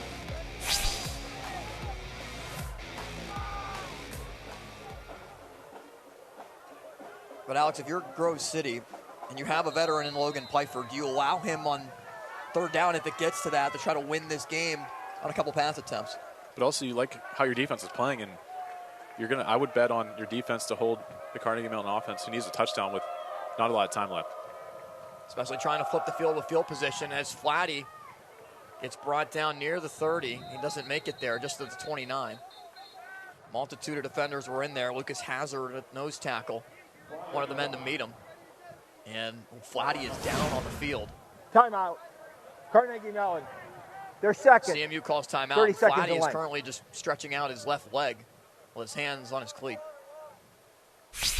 And so if Flatty can't play this next play, that kind of changes your philosophy here. You kind of really want to run the football to cause Coach Larson to finish using all of his timeouts. But, I mean, you're not really going to do that with your star running back having to come out for a play potentially. Yeah, it seems like cramps. Flatty appears to be okay and goes right back into the huddle. It's 3rd down and 8 coming up. So you have the option with Scott Frazier on the outside. Sullivan's been pretty good. Heckathorn's made a couple of good catches. They've targeted Gray, the junior 6-foot wide receiver, a lot. He's really started to emerge in the last couple of weeks.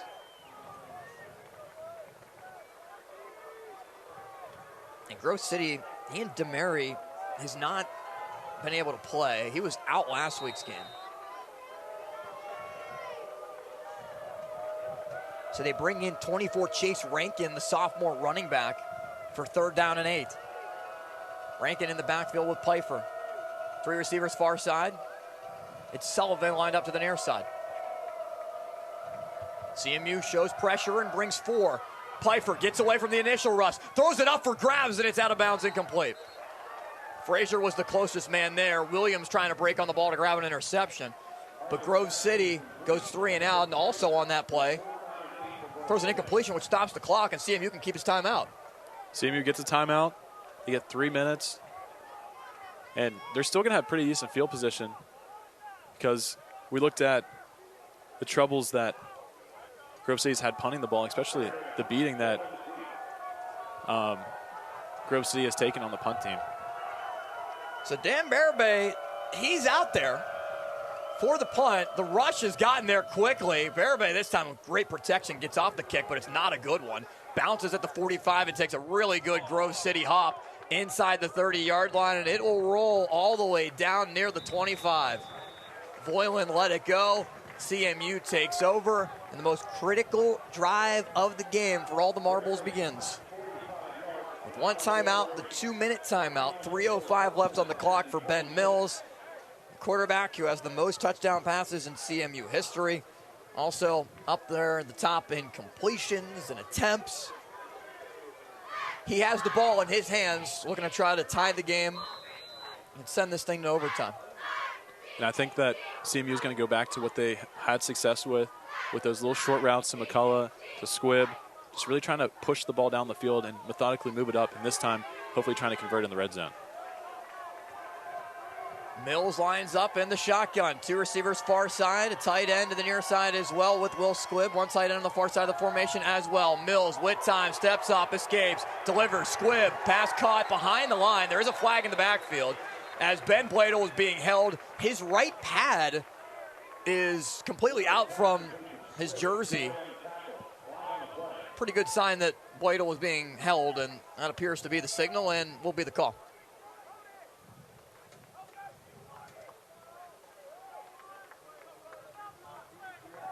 Holding. Offense. Number 73. 10-yard penalty. 1st down. Garrett Doherty, the right guard, guilty of hold. And Alex, in a game where so many seniors and grads are playing in this game, it's the junior Ben Bladel having one of the biggest impacts. And it's just the plays that he's made over the course of this game. And the offensive linemen know that they don't want to cause another sack, so sometimes that causes them to be a little grabby with the jersey.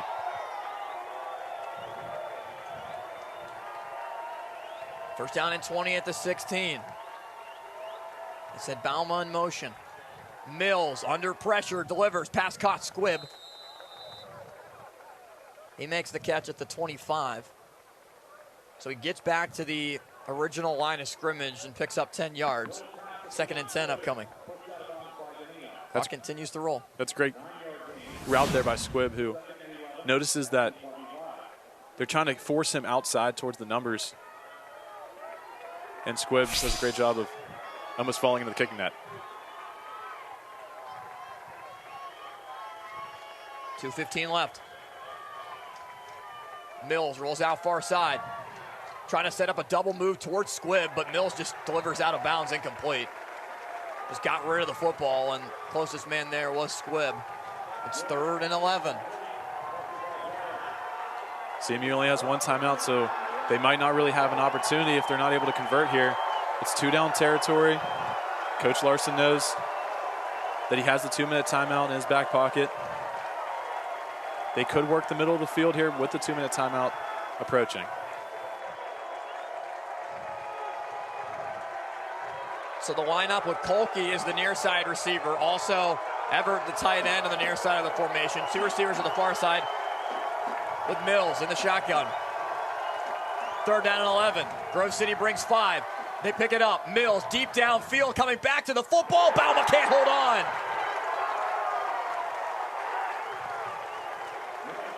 I mean, that's the play that you really wanted. And Bauma just goes towards the out route, and then once again, you just see the patented Ben Mills pump fake. Bauma makes a great way of high pointing the football, but not able to convert. And now this is where your back's up against the wall if you're CMU. This play for the game, the 2-minute timeout will be right after this play. So not a chance for CMU to stop the clock. On the defensive side of the ball, here's the game. 4th and 11 at the 25. Shotgun for Mills. Vasiliadis remains the back. A flag comes in as the play clock was down to 0, but CMU calls timeout to avoid a delay game penalty and 5 delay a game. yards further. Timeout. Carnegie Mellon. From getting to 3rd the 36. and final of the half. 32nd in length. So if you're CMU and Ryan Larson, what do you try to draw up here? Right now, you kind of, time's not really a factor. It's all about getting this first down. And if you need to work Frazier towards the middle of the field, you need to get Gray by himself as well on the outside, because Scott Frazier draws so much attention. And try and see if you can work Sullivan in the middle of the field. And right now, CMU is definitely playing their prevent defense, trying to make sure that the ball doesn't get complete. But Pfeiffer, we know, has the arm, has the talent. He needs to thread the needle here and hopefully find a tight window towards one of his good receivers. CMU is out of timeouts. After this, if Grove City gets a stop, can just take a couple knees and end this thing. They line up Kolke on the near side of the formation. Voilan's on the far side, as well as McCullough. Mills in the shotgun with Vasiliadis. Grove City showing pressure. They bring it. 5 come. Mills delivers deep downfield, one-on-one coverage for Voilan. It's incomplete! Grove City holds on to the number 7 team in the country. Is victorious against CMU and will hold on homecoming. 2-minute timeout. Back after this on KDKA Plus.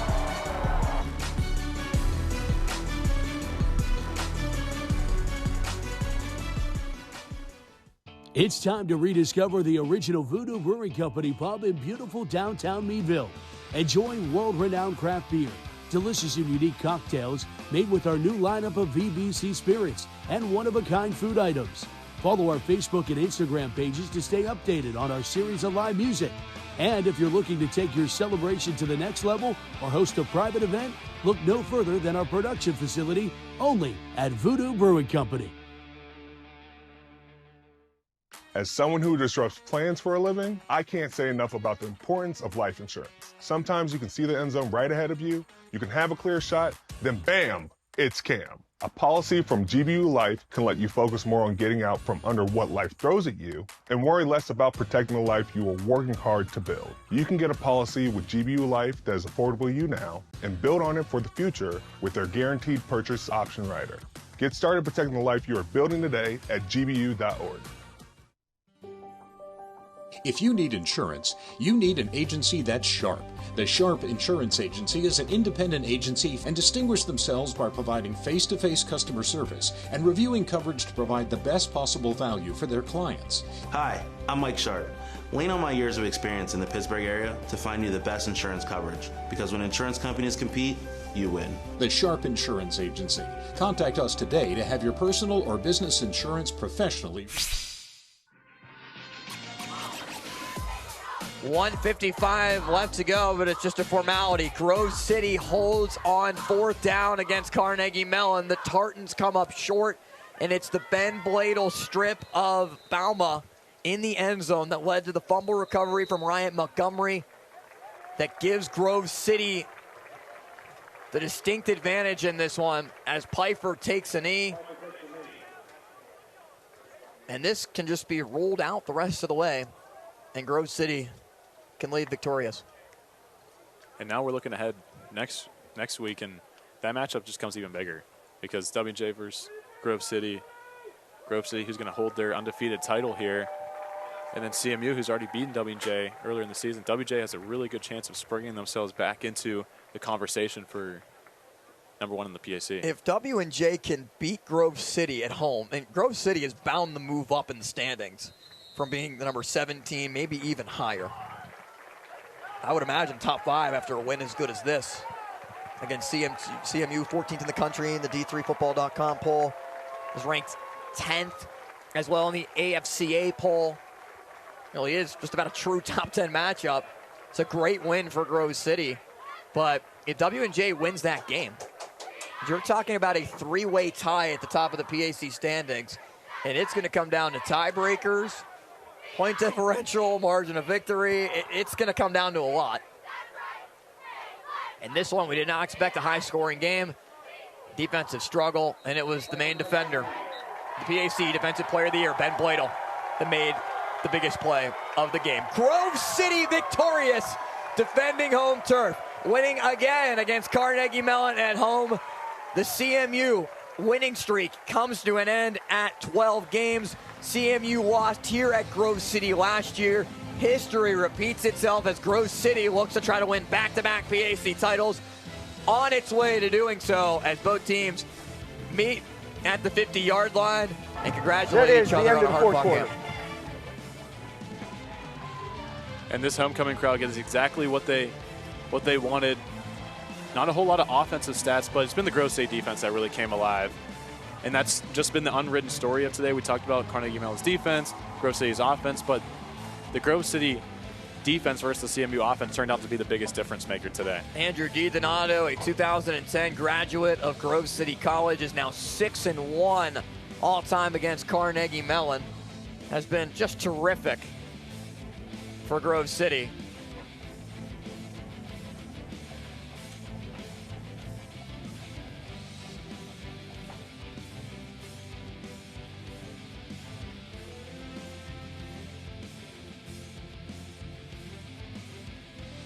(17-10), Grove City wins it, and just a terrific all-around performance.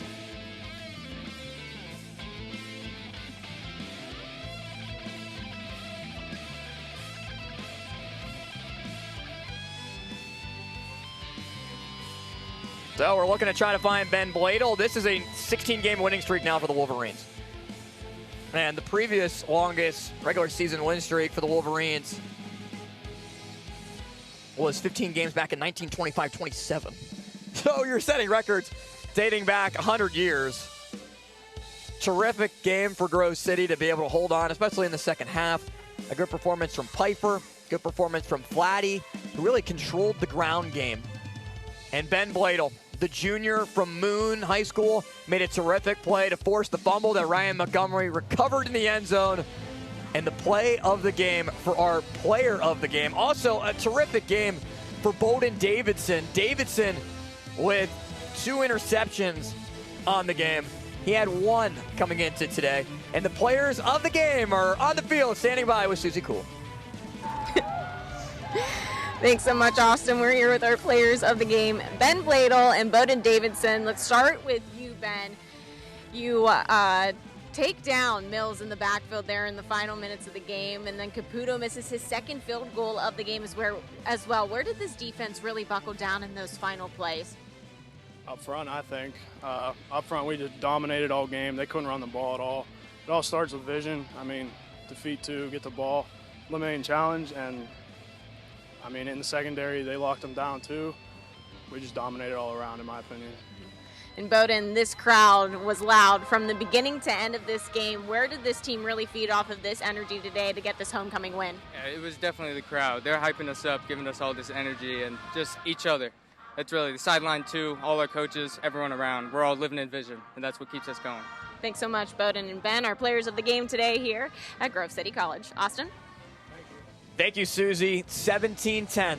Grove City defeats Carnegie Mellon and hands the Tartans their first loss of the season. Now 5-1 overall, 5-1 in the BAC. Grove City is 5-0 overall, 5-0 in the conference, and the road gets more difficult for the Wolverines as it continues on and on. This one the most toughest challenge yet, but Washington and Jefferson is next, a 6 o'clock game next week that you can find on the JRM Sports YouTube page and on KDKA Plus the next day, followed by games against Teal, Waynesburg, Case Western Reserve, and Westminster. Celebration on homecoming for the Grove City Wolverines, singing the alma mater with the band here and a jam-packed crowd that goes home happy.